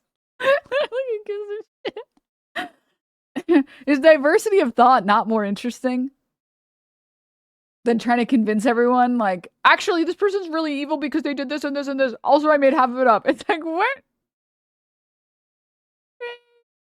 You're weird, man. You're fucking weird. The one that makes them lose. Why did these people always go to this point? You know, for someone who says they don't care, you seem kind of mad, like you care. Have you just never seen what a woman looks like when she's laughing and having a good time? Have you never invoked that emotion in a woman? Is this a confusing experience for you? Do women usually say, ew, get the fuck away from me? So now you're like kind of confused? Because if so, that's okay. You can just tell me. You can be honest with me. I'm here to explain to you, this is what women look like when they're having fun. They're having a good time. This is what you want to see when you're speaking to a woman. Okay? Just to give you an idea of what that joy looks like, all right? All right. Those things. That is pretty explicit. I mean, just look at one of the letters from Ethan's attorney. Give us the identity of Snark moderators, or all of your personal info will be made public. And this letter was regarding a clip posted on H3 Snark that was 90 seconds long. It seems obvious that his primary motivation is not really protecting his property. But you know how we can be sure? Ethan previously, not even that long ago, had opened up the H3 IP to everybody, and he even gave his blessing to people profiting off of his channel. I am opening our IP to the world. If you want to cut up clips from the podcast, from our members live, from anything with me in it, go for it, man. Monetize it. I will not claim. I will not remove. I will not do anything. I mean, to be fair, it's basically been my policy. I don't claim or remove anything really at all. But now you're making it explicit. Yeah. He was openly encouraging people to monetize his property. By the way, he never lies. He's allergic to lying. Even on YouTube. We opened our IP, and there are starting to be channels who are uploading content. I started noticing. And they're getting views, and I'm very happy. But Redditors who don't profit off of him at all, I have to read something very important to all of you. I have to clear up a common misconception. I remember this. Hasan inspired him to do it too. LOL. Hasan groomed him into thinking it was okay to open his IP. Okay, so I want you to just like correct that statement really quickly. Okay. All right.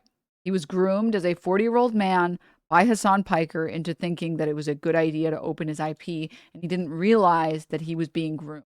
Okay, so please, if you would retract your defecation statement. Has a massive problem with his content being shared there. And the only difference between these two situations, one supports H3, the other criticizes him. You can't blanket open up your IP and then claim infringement when you just don't like who's sharing it. Either it's protected or it's not. So when it comes to H3 Snark, Ethan seems to have abused DMCA as a guise to try to silence his critics. That's it. This whole Snark controversy is really interesting because when you zoom out, it kind of gives you a lot of perspective on Ethan's character, like how he stands staunchly against involving people's families in online drama. The way that's super fucked and twisted about it is how they go after people's families. Except when he does it, or how he hates defamation and considers it harassment. One of them fabricated a post. That's defamation. Except when he does it, or how he thinks Snark is It's evil. kind of giving when I posted that like meme screenshot. The meme screenshot between like Asmongold and Emaru. And by the way, that was a very funny joke. I wish people would make jokes like that about me. But nobody makes funny jokes about me. They're just like, oh, the lawsuit whore. It's like boring. Boo. Listen, if you're going to make fun of me, can you be a little bit more entertaining? Christ. How are you getting owned by like fucking Pat from 6th grade, man? How are you getting, you are a worse bully than Patricia from 6th grade. Like you're getting owned by a teenage girl. Congratulations, you fucking dunce. On that note, wait, there was something I was going to say. No. Fabricated a right post. there. That's defamation. Except when he does it, or how he thinks Oh Snark yeah, the Emeru post where there were a bunch of people responding to my post. This made I did not expect this to happen, and it literally made my day. Made my day. I couldn't believe that anyone was doing it, but this one was during the ICE thing. Like, breaking messages between Emeru and Asmongold have been leaked. What's going on with ICE executing American citizens? Don't worry, kitten. Okay, yay!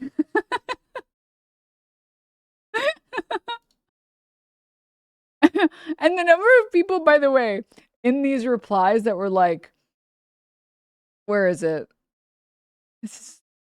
Dude, these edits don't work. These edits don't work. They're not accurate at all. Honestly, I should not be I should not be raw dogging before there's like fucking porn in these replies.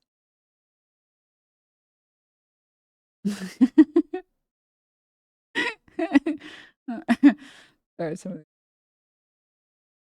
Where is it?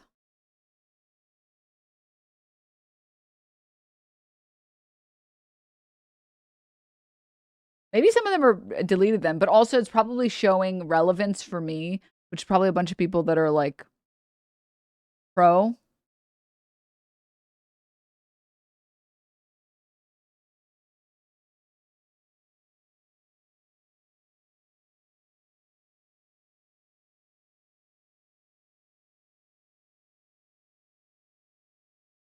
Here it is. There were a concerning number of replies like this. This top message looks fake and added in. So most likely fake and misleading. Also, there's no names on this, so that further proves it's fake just to conjure negativity and hate for Emeru and Asmongold. It's like, you just blowing from stupid town. By the way, guys, if you ever see these posts, please respond to them with, no, it's real. Please respond with, no, it's real. No, this is actually real. I was there when she screenshotted it.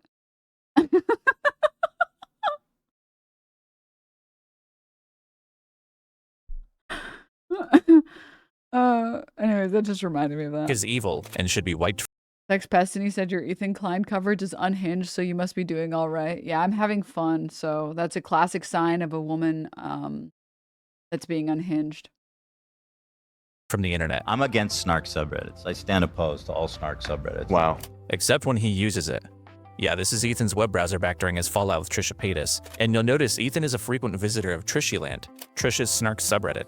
Ethan and the H3 crew are known to have been supporters and regular visitors of various Trisha Snark pages, including multiple named after their former podcast, Frenemies. The H3 podcast was actually remarkably public about being appreciative of Snark back when the target was somebody that they didn't like. Frenemies too. Oh, you have to request to join? Well, I gotta request access now. Love said he secured Frenemies 12, so we're safe. Okay. We got, wait, Frenemies 12 is us? Isn't it crazy that when they want to make Snark subreddits, it's okay and it's base, but when anyone else criticizes them ever, how are they doing this? How are they allowed to do this? Reddit, please. Yeah, we got it. Go to Frenemies 12, people, since Frenemies 2 is closed. Frenemies 2 is like home base.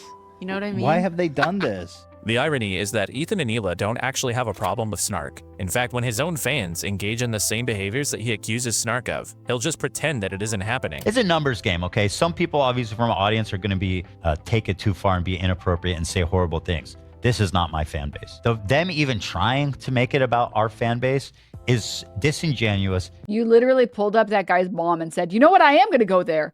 She should know. Because a guy said that your wife should go to hell. So you decided to harass his mom. And then his mom had bomb schools called to the school that she works at. Okay. You can't so I agree that there is some level of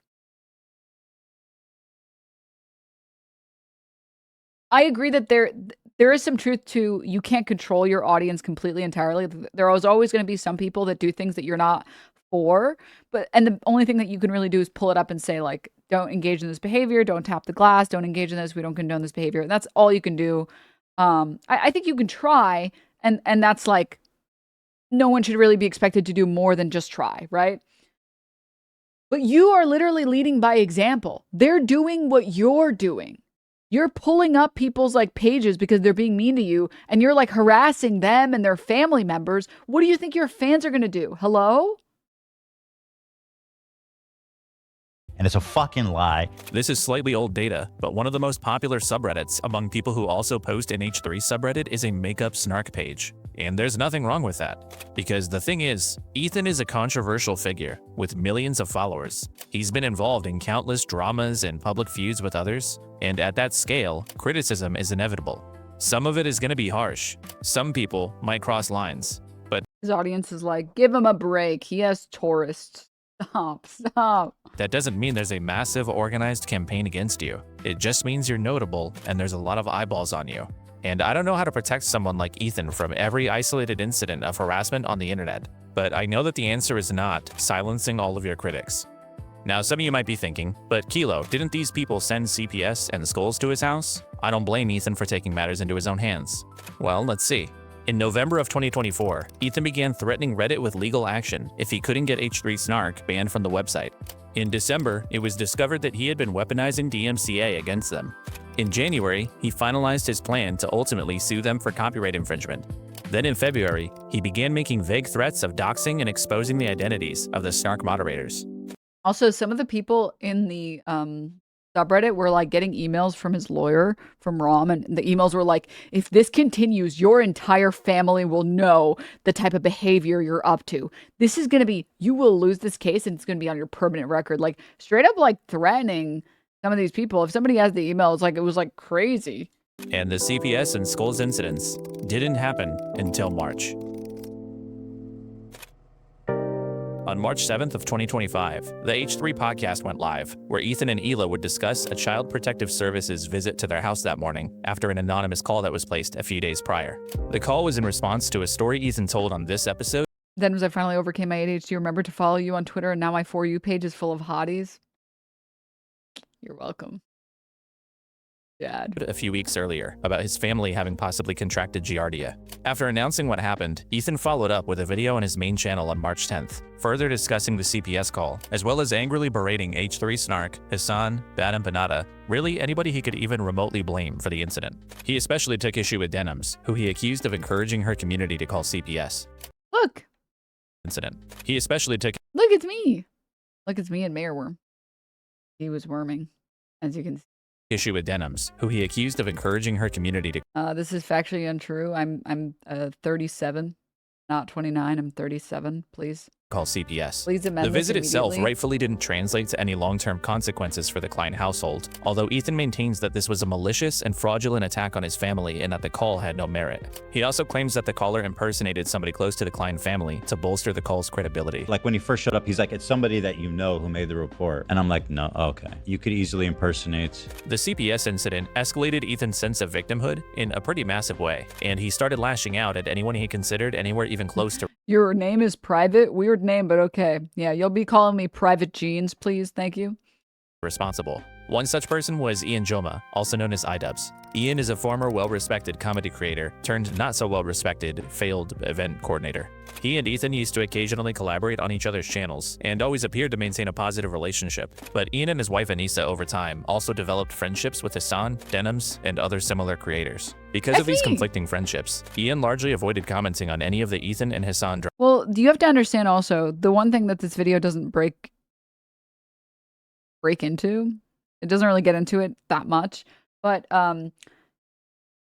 Ethan didn't ever really have like a transformation as a content creator. He's just kind of been doing the same shtick over and over again for his entire online career. And he fundamentally doesn't understand why people liked when he did it before and they don't like that he's doing it now. And part of it is that like people's tastes change a little bit and people expect a little bit more, I think, out of content creators today than they did in the inception of YouTube. But also a little bit of it has been that like, it's about who you're attacking. And some people just like, some people that Ethan attacks just like don't deserve to be attacked at the level that they're being attacked. And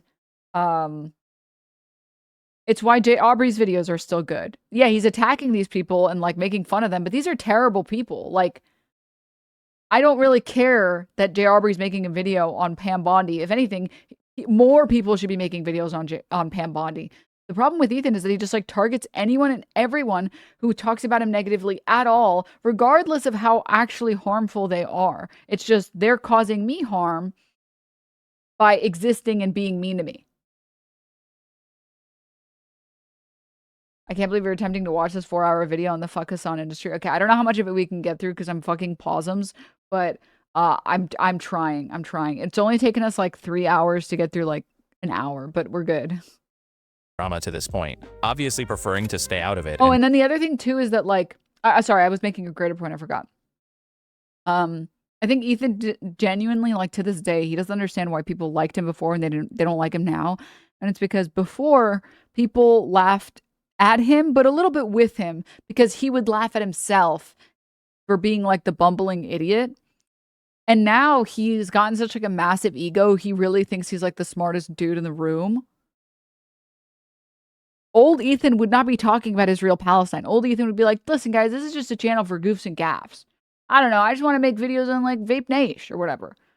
And current Ethan, his ego is so like insane. Like it is so massively insane and insanely large that like he really thinks he's like him. He thinks that like he is capable of talking about these issues that he's clearly not capable of talking about.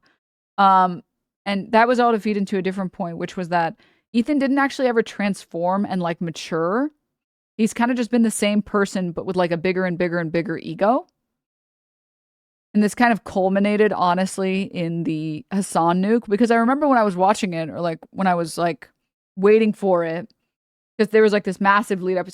I'm gonna make this crazy documentary. Everyone kind of was like, there's no way he's gonna upload a video that's just the same shit that he's been posting on his Instagram stories for literally months, right? And then it was that. It's like, oh my God, that is actually pathetic. I thought you like did some research and then you apparently just like didn't. You just, all right. Delusions of grandeur. Whereas with Ian and Anissa, they like took a step back and realized, oh man, a lot of our old content was like really harmful. And a lot of our old content kind of created an audience that we don't really condone.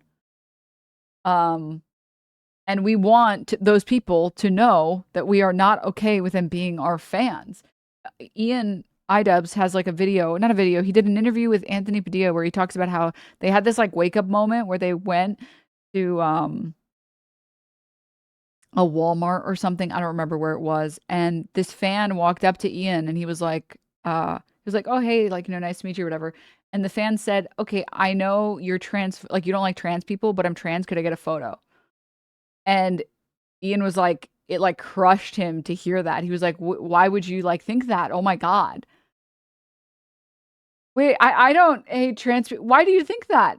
Like, oh my, what did I do to make someone so fundamentally misunderstand who I am as a person? I thought you might be right. I think it was actually at a meetup. I think it was at a fan meetup. You're correct. That sounds more accurate.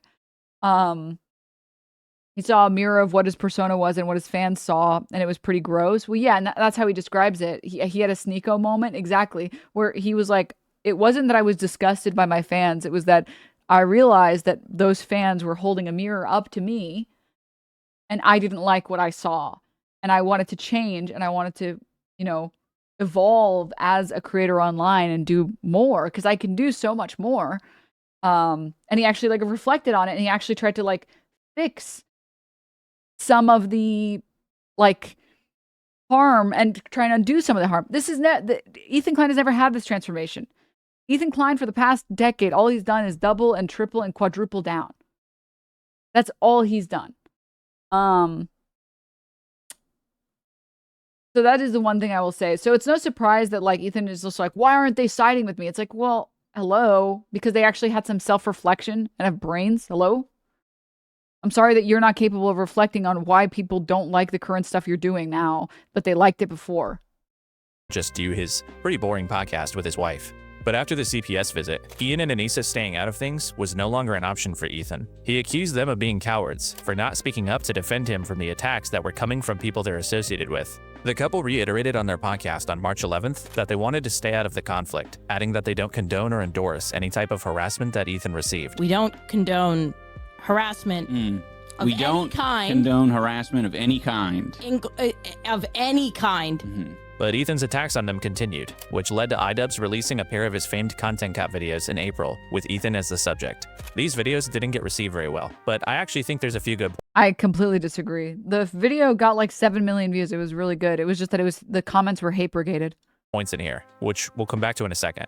For now, the important thing to remember is that the CPS call has become sort of the cornerstone of the victim narrative that Ethan is selling. Anyone who criticizes Ethan's behavior, who questions his motivations, who requests more evidence for his claims, all he or any H3 fans have to say to them is, they tried to take his kids away, and the conversation gets shut down. But the problem with the way that people have framed this whole CPS thing is that it's essentially given Ethan this free pass to just say or do whatever he wants in response, no matter how dishonest it is. Let's get a sense of how CPS got called on the Klein household. Here's the clip that got shared around. Olive has Giardia, which is it's a bacterial infection in the intestines that makes you have diarrhea. Olive has this. Yeah, she came to us with it. Okay. She had diarrhea, so she has Giardia, so we have her on an antibiotic, but we had to wait until Monday, which is today. We just got it today. Sonny's crawling around. He's putting everything in his mouth. He's at that age. He has Giardia. Oh, shit. Oh, and now Ela has Giardia. Shut. For real? And now I think this morning I had diarrhea. Oh my god. What can I do to not get it? From Yeah, you? I'm trying to. Because I'm not trying to get. Can we crank the AC maybe? It's extremely ridiculous to get. You have to ingest my poop. Okay, so Ethan. I've seen this clip so many times, guys. I hate that I had to edit the video breaking down how I didn't call CPS or whatever. And I when I was editing, I had to see this stupid clip so many times. Says in this clip that his dog has Giardia, that his infant son has Giardia, and that his wife has Giardia. He then immediately says that it's difficult to contract, and in order to get sick, you would have to ingest his shit. So, I mean, the idea that Ethan could have painted a picture for somebody here of a baby crawling around, putting dog shit in its mouth, it's really not like the craziest thing in the world. Like, it does kind of sound like that. Olive has... May I also say something really quickly? I took my cat to... Okay, she was really constipated. Sorry, that's not the beginning of the story. The beginning of the story is my cats are really sweet and they kind of never engage in bad behavior ever. And my cat was sitting on me.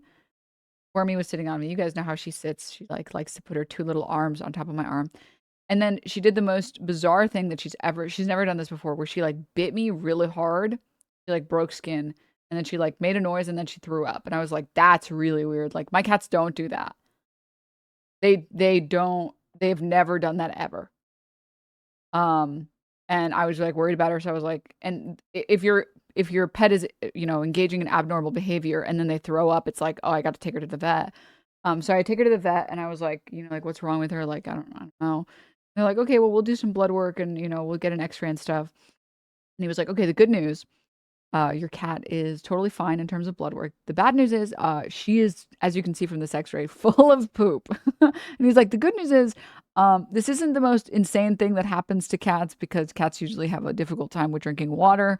I would suggest using a bunch of different ways to make sure that she's getting the water. She just is really constipated. She's just really, and he was like, and you came in a good time because sometimes it gets super impacted and they require a lot more effort to poop your cat. And he was like, this is still well within acceptable, she'll be fine. And he was like, we just have to keep her overnight and then give her an IV and hydrate her. And then, worst case scenario, I don't know, but hopefully it doesn't come to that and hopefully it's fine. And I was like, oh, my cat is full of poop. You have to knock them out and manually remove it. Well, that's, I think what he said happens if it's really bad. Anyway, so I did this and then she was fine. Right? She was fine. He pooped my cat, I guess. insurance covered like half of it, which was great. And then I brought her home, and I don't mean to talk about this in detail, but I realized stool was a bit liquidy. And I was like, you are not getting on all of my fucking furniture and all of my stuff. That's fucking disgusting. And so I did quarantine her in the bathroom for like a day. I gave her food, I gave her snacks, and I went and I played with her, you know, because I didn't want her to be alone in there. But like, girl, you are not walking around. I don't care that I only got 1,200 square feet. You're staying in that bathroom, man. You are not leaking on my stuff. Bro, that's disgusting. That's actually, and it only was like a day. And she was like, fine. But you're not shitting all over my apartment. What the hell? And that's me with like a relatively, you know, with a normal sized apartment. This guy has a McMansion and he didn't think to quarantine his dog.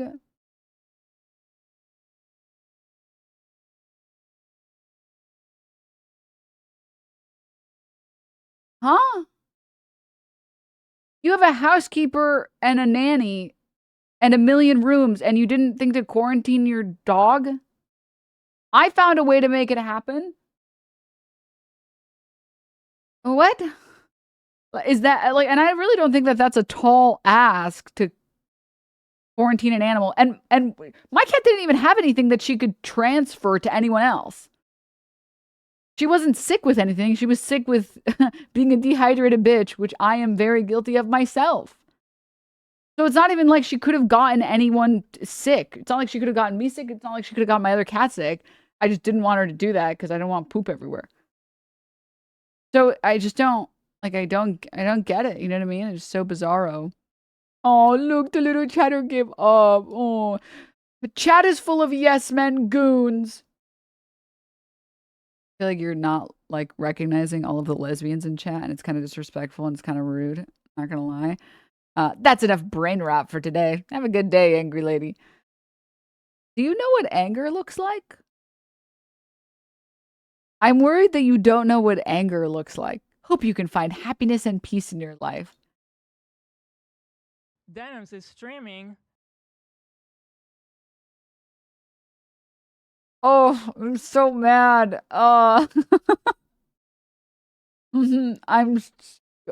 Yes.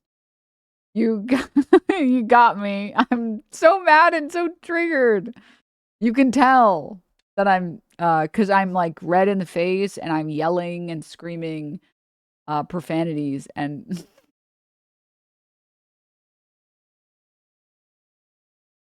whatever you say, man. Right. Giardia. She had diarrhea. Sonny's crawling around. He's putting everything in his mouth. It's extremely ridiculous to get. You have to ingest my poop. His whole room was just wafting and the foulest diarrhea smell. Dude. And meanwhile, he is covered in low viscosity diarrhea. Dude. No, you guys will not be getting Giardia. It's not like that. So yeah, Ethan told this story about parasites and dogs and babies being covered in shit. Hi, Kilo. As a completely unbiased and objective first-time viewer, I'm enjoying this stream. For I say hi, Kilo.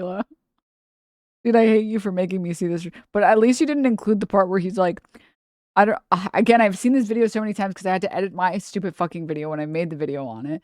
But you didn't include the part where he's like, so I'm like changing his diaper and he's thrashing, and like the baby is thrashing around in the dark and he's getting poop everywhere. And it's like, why are you changing the diaper in the dark? What the fuck is happening? Like, what's going on?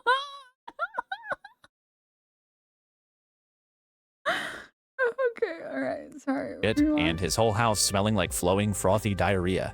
And yeah, it's just disgusting. So if you heard that story and took it at face value, you could understandably have come away from it with a little bit of concern. So obviously somebody called CPS, expressing concern about the sanitary conditions of the Klein household.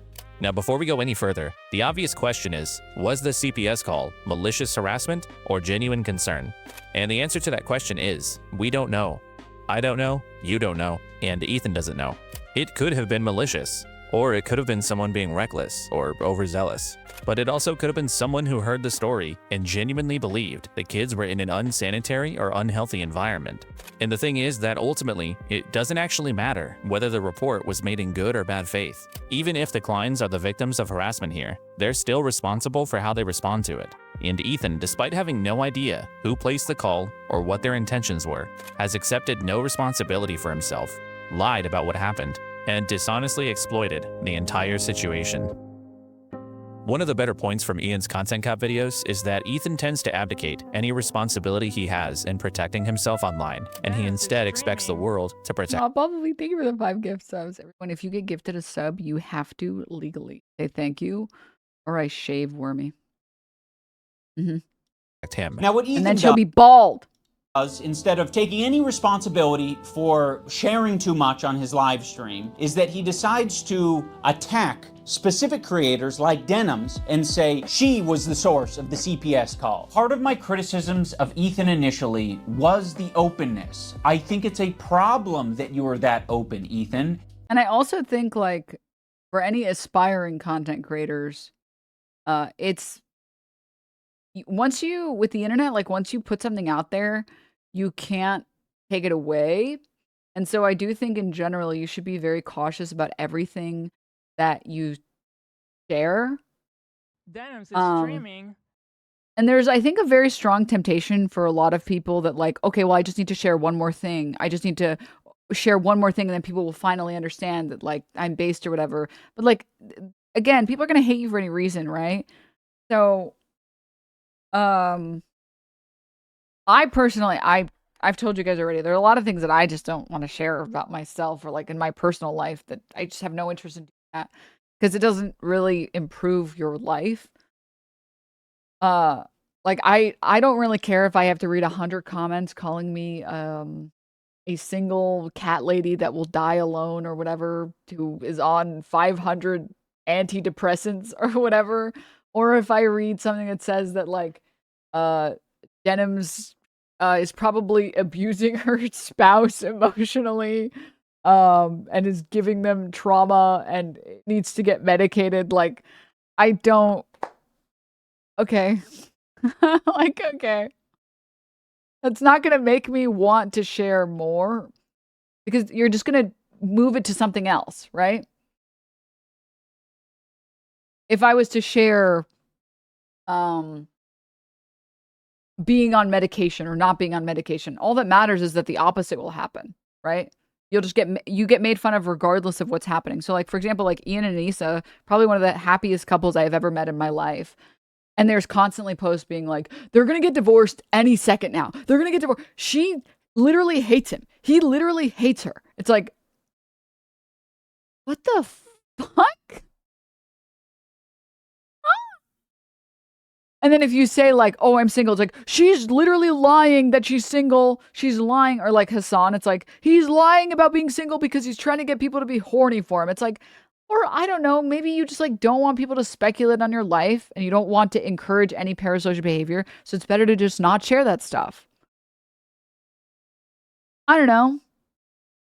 Just as, like, an idea, just as a concept. It's a damned if you do, damned if you don't. Yeah, well, yeah, because again, those people just want to hate you because they want to hate you. All of his former fans blame Anissa for changing him and that he's cucked by her now. It's like, these people need help. Like, they just need help. And I'm sorry, like, I don't think it's so extreme to say that if you're a public figure, you're still allowed some privacy. Like, I feel like we already went over this with the whole, like, Britney Spears thing and, like, paparazzi. It's like, I don't know, man, just because, like, you are a public figure or, like, a celebrity or an e-celebrity or whatever, I think you're still owed a little bit of privacy. Right? Maybe? I don't know. And the thing is, it's like I've spoken to people who have had public relationships or have, like, publicized certain things about themselves, whatever that might be. And it doesn't, like, improve your life, right?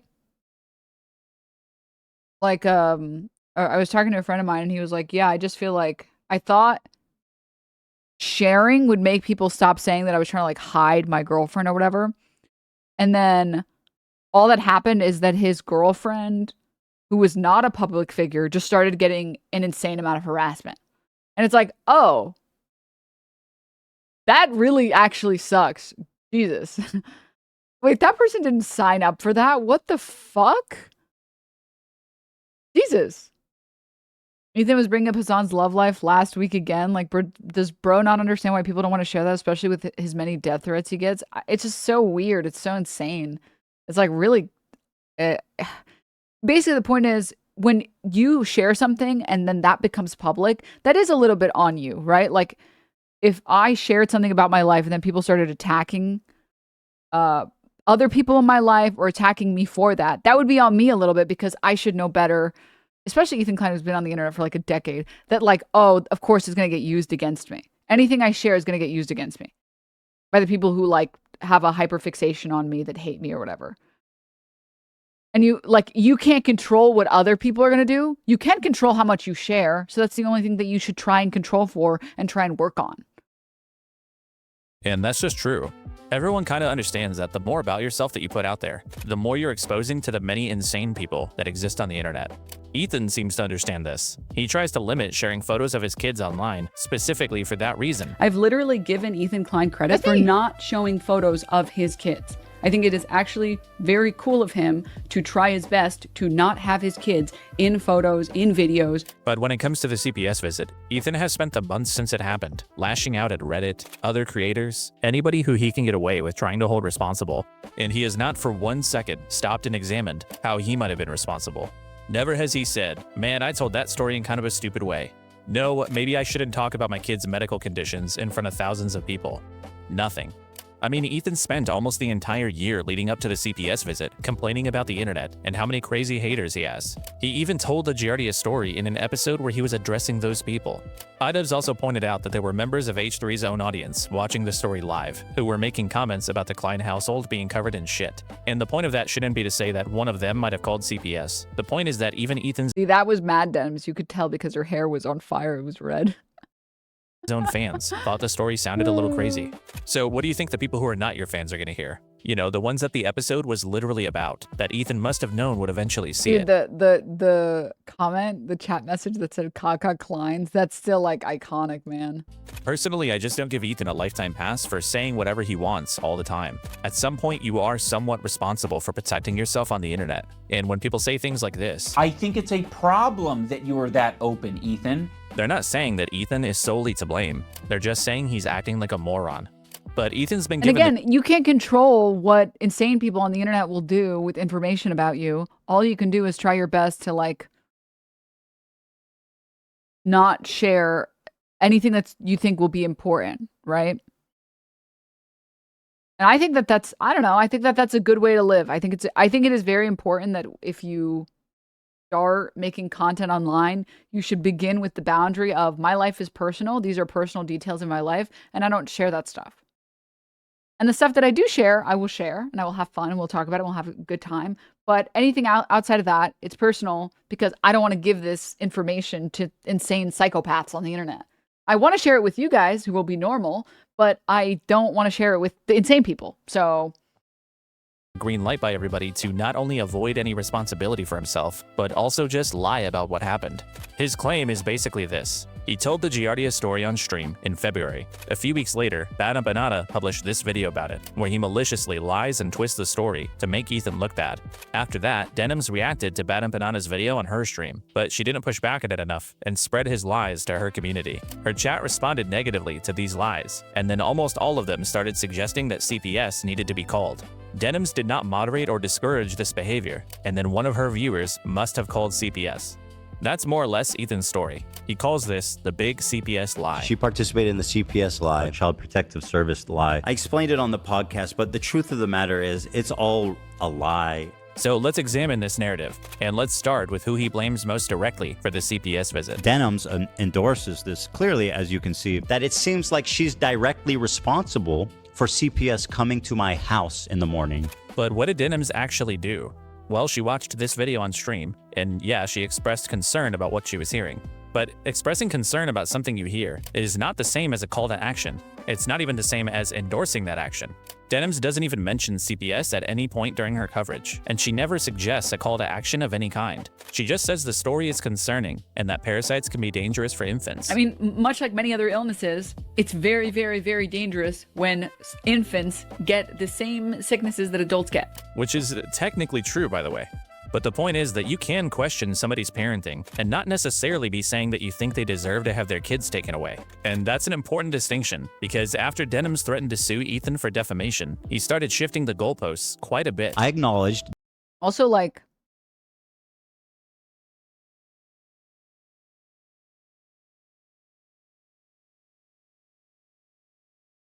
sorry, I'm thinking about how I want to phrase this.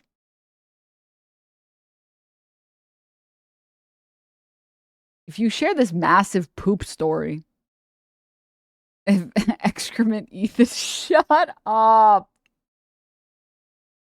You share it on the internet with the masses. What, I can't watch it and be like, that's crazy. That is a crazy video. Why are you rolling around in poop? Why is he thrashing in the dark? Like, what?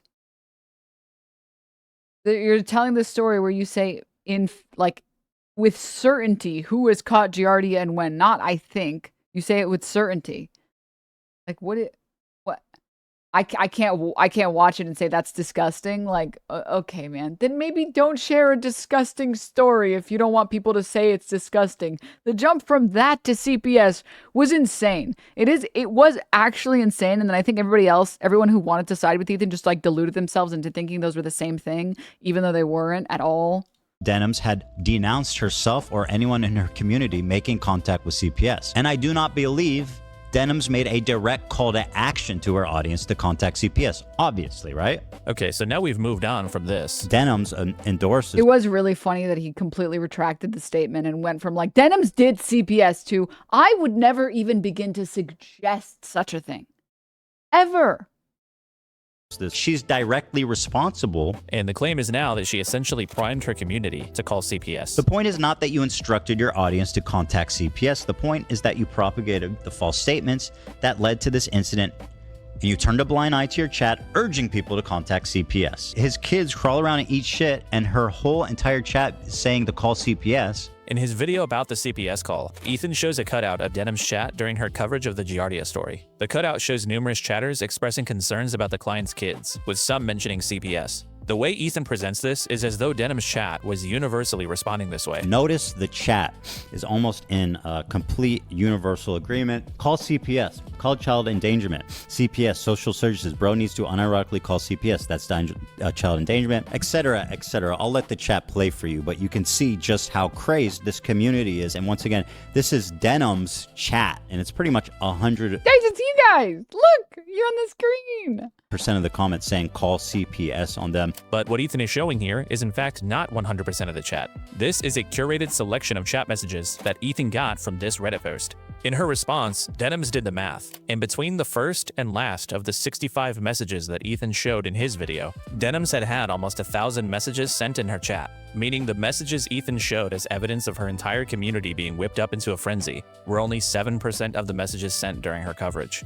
And I also wanted to point out that several of the comments in that cutout, they don't even have anything to do with CPS, and they're very similar to a lot of messages from Ethan's own chat during the Giardia story. Ethan's chat during the segment, stop smearing your poo on the walls and you'll be fine. Denims chat message, filthy living millionaires in a shit-covered mansion.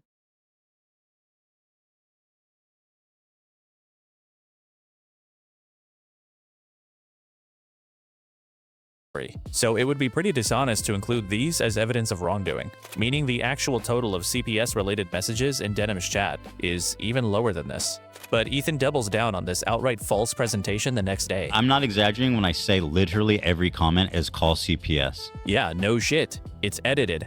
I don't know if Ethan knew this was an edited selection, or if he just saw something. It's literally every comment. Meanwhile, it is literally not every comment. That helped him out and didn't bother to verify it. But he immediately presented it as fact and used it to bolster his side of the story. And he tried to stand on it when he got challenged. Love made a good point. You said, is this every comment. I believe this is a live feed of the chat. This isn't edited. What about the top right? I thought these were No, it's selected. this. I think when you full screen it. No, this is an edit. It's a cutout of the full chat. It's just enlarged. Oh, there, really? Over the screen. Yeah. Oh, really? Love in the background. Oh, really? Oh, really?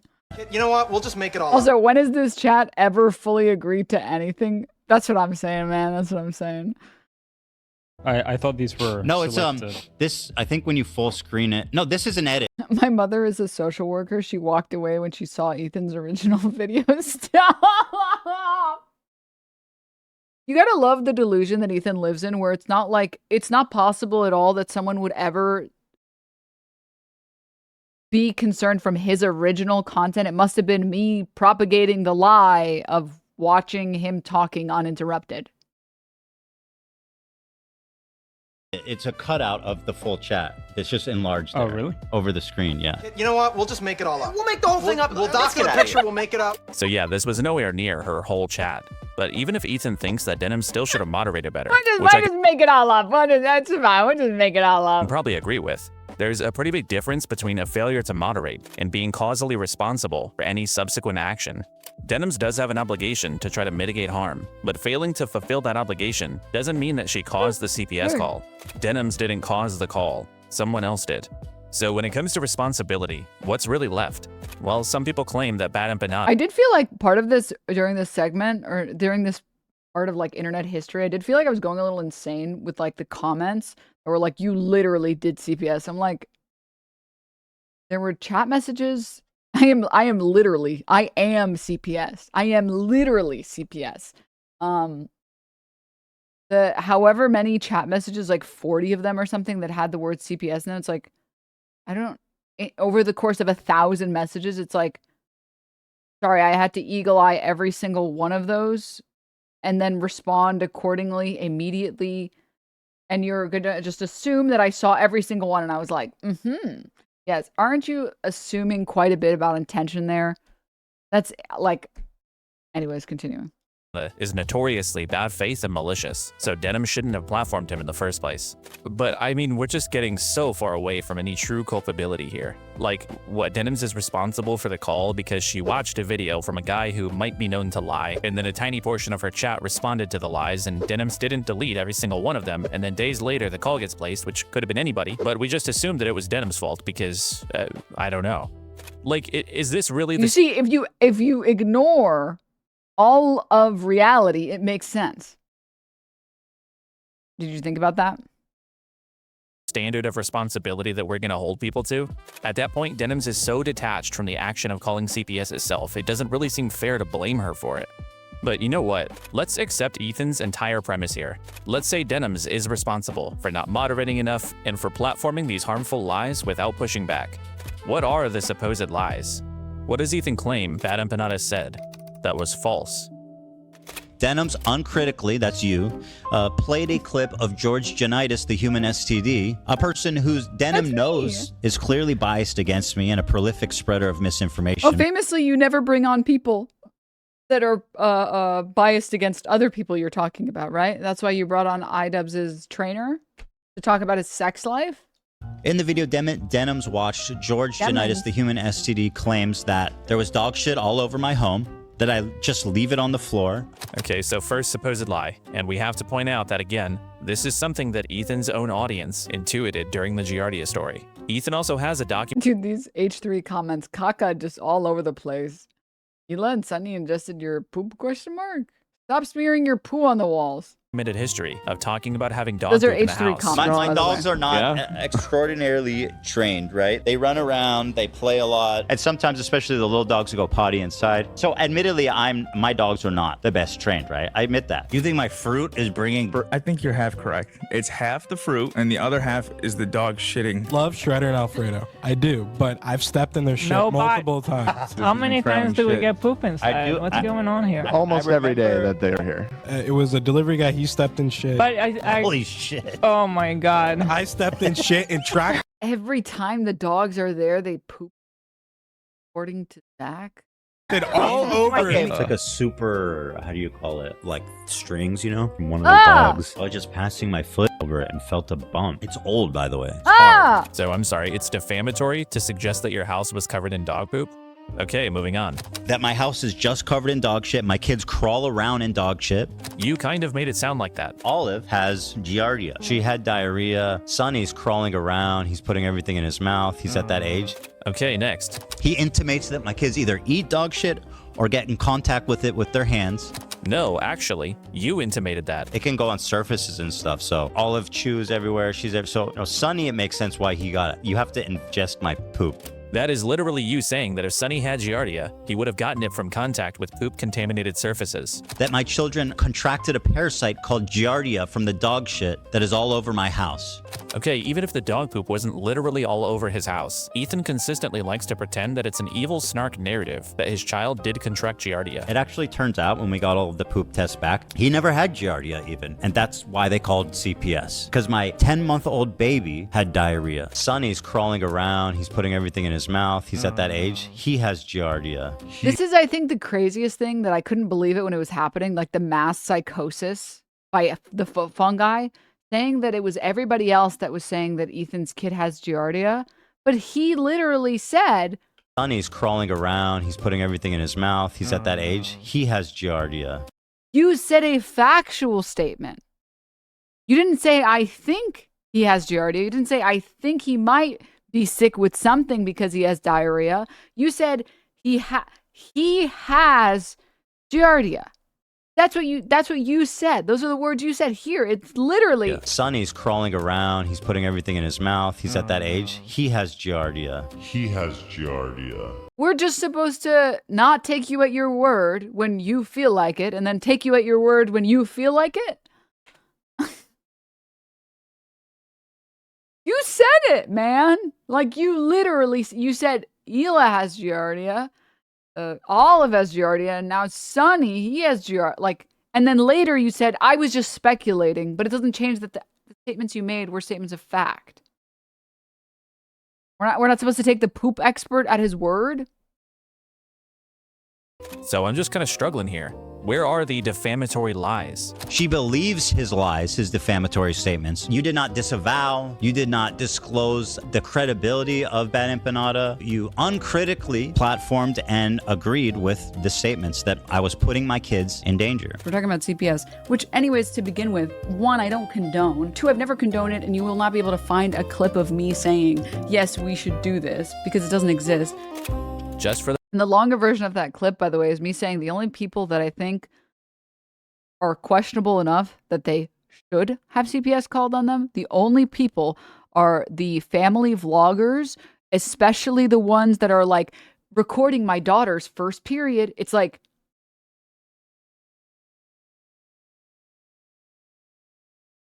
huh?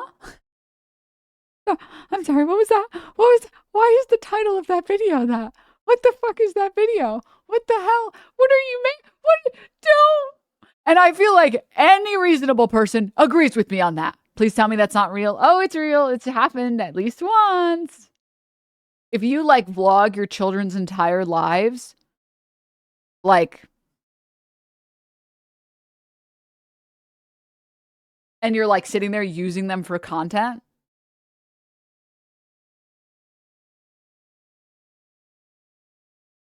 all I will say is I do not like you. I don't. But that was a full clip. Anything outside of that, it's like, what the fuck? You don't know what someone is like as a parent. You just like don't. If you're recording everything your kids are doing and putting it online so you can make money that they're never going to see, I don't like you. If you do your best to not have your kids be on screen, okay. I don't know what your parenting looks like privately, so I can't comment on it. The record, I don't think Ethan deserves to have his kids taken away. I think calling CPS over something like this was pretty crazy, and I think he's probably a perfectly fine dad. But that being said, the malicious lies that his entire victim narrative revolves around are just things that he himself. It's not included in here, but the thing that they frequently try to put in there to say that like I was justifying CPS being called or whatever is me calling out that he has such a massive victim complex that instead of taking a second to like pull back and like reflect and say, okay, how did we allow this to happen? Like, is there anything we could have done that could have prevented CPS being called? Maybe not sharing poop stories where you say that like your kids have Giardia or whatever. It has to be everybody else's fault. And we're the real victims, which is the comment that I make before or after the sections that he's showing where I'm like, dude, can we stop? Like, you're pretending like the fucking SWAT team showed up with like a fucking tank and they bulldozed your house and then they like tortured your children or something. Like how is it that your takeaway from this story is still that you are the world's largest victim and not, dude, what am I doing with my career online? Like, what the fuck? Like, okay, I really should stop sharing some of this stuff. It was a critique of his victim mentality, and then people saw it and they were like, no, you're just saying that you need to do that to the kids. It's like, all right, dude. Whatever you say now. Said. And this is what Ethan does. He puts things out there himself, and then if you use them against him, he just calls you a liar. He makes you uncomfortable with his jokes, and then when you complain about it, he says you're just trying to ruin his life. He spends months expressing incendiary political opinions, and then when you criticize him, he just says that you're probably a racist. He fumbles a story about his family's medical conditions, and then calls you a liar for repeating it back to him. Ultimately, one person is responsible for the CPS call. Not Hasan, not Denims, not Reddit. One random person that Ethan will likely never identify. And Ethan, by the way, he even personally said that that CPS said that the call was from someone who knew him, and he just ignored it and said, they're probably lying to me. It's like, okay. Because CPS calls are anonymous. But notice how this incident's been used. Suddenly, everyone who criticizes Ethan is responsible for trying to take his kids. Same thing with the skulls. One unhinged person is now proof of a coordinated attack. And this very convenient framing is deliberate. Ethan's been going after Hasan, Snark, and anyone else in his crosshairs for months, but I don't like what they said about me doesn't play quite as well as they tried to hurt my family. So now every grudge that he already had gets filtered through these incidents. Remember that Ethan was already going after all these people. The CPS and Skulls incidents just gave him the justification he needed to escalate. And with that, Denims did Skulls. Denims literally did Skulls. Now, I saw the Skulls thing from a mile away. I was like, I'm not commenting on that shit. Nice try, buddy. Nice try. And then I didn't touch it at all. And he was like, stupid, sexy Denims doesn't want to comment on the Skulls. How am I going to blame her for it? And then I said absolutely nothing. I was like, all right, well. 2 out of 10 bait. Boring. Don't care. The next section is about the lawsuits. And again, I have to reiterate, this is like one of the best videos I've seen in terms of like accuracy and honesty. This is the first time I saw someone talk about how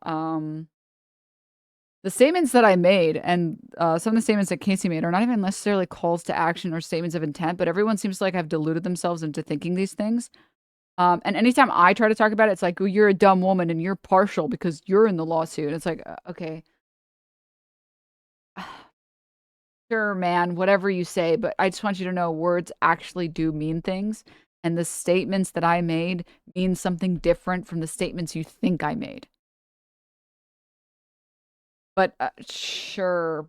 Okay. But anywho.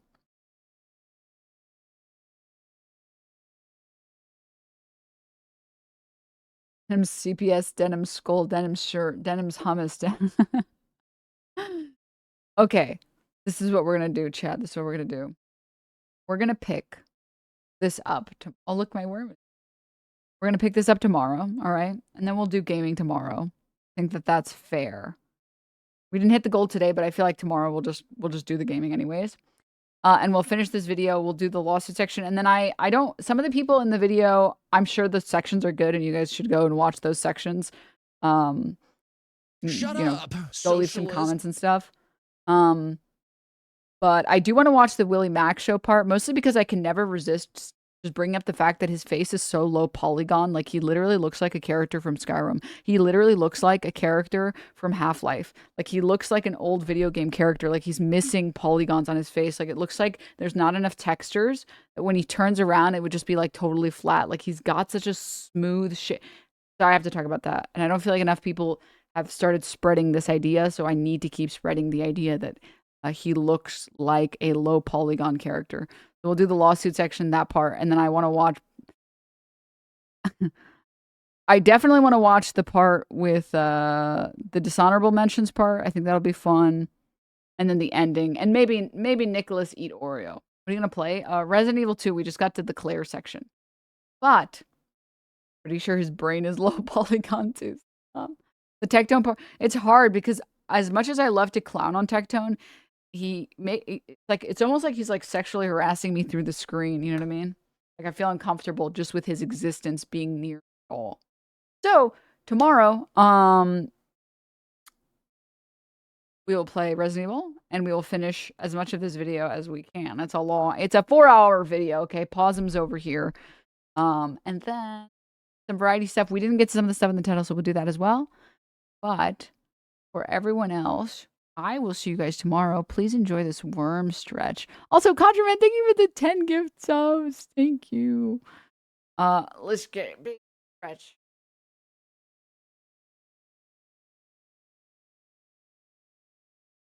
Yes. Yes, Mayor Worm. Show the people.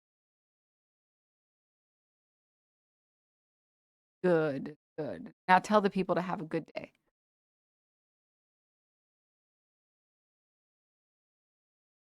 Well, thank you guys all for tuning into the stream. I will see all of you guys tomorrow. Please have a great rest of your day.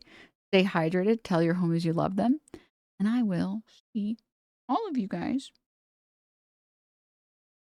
in the next one. Bye. Bye, bye, bye, bye, bye, bye.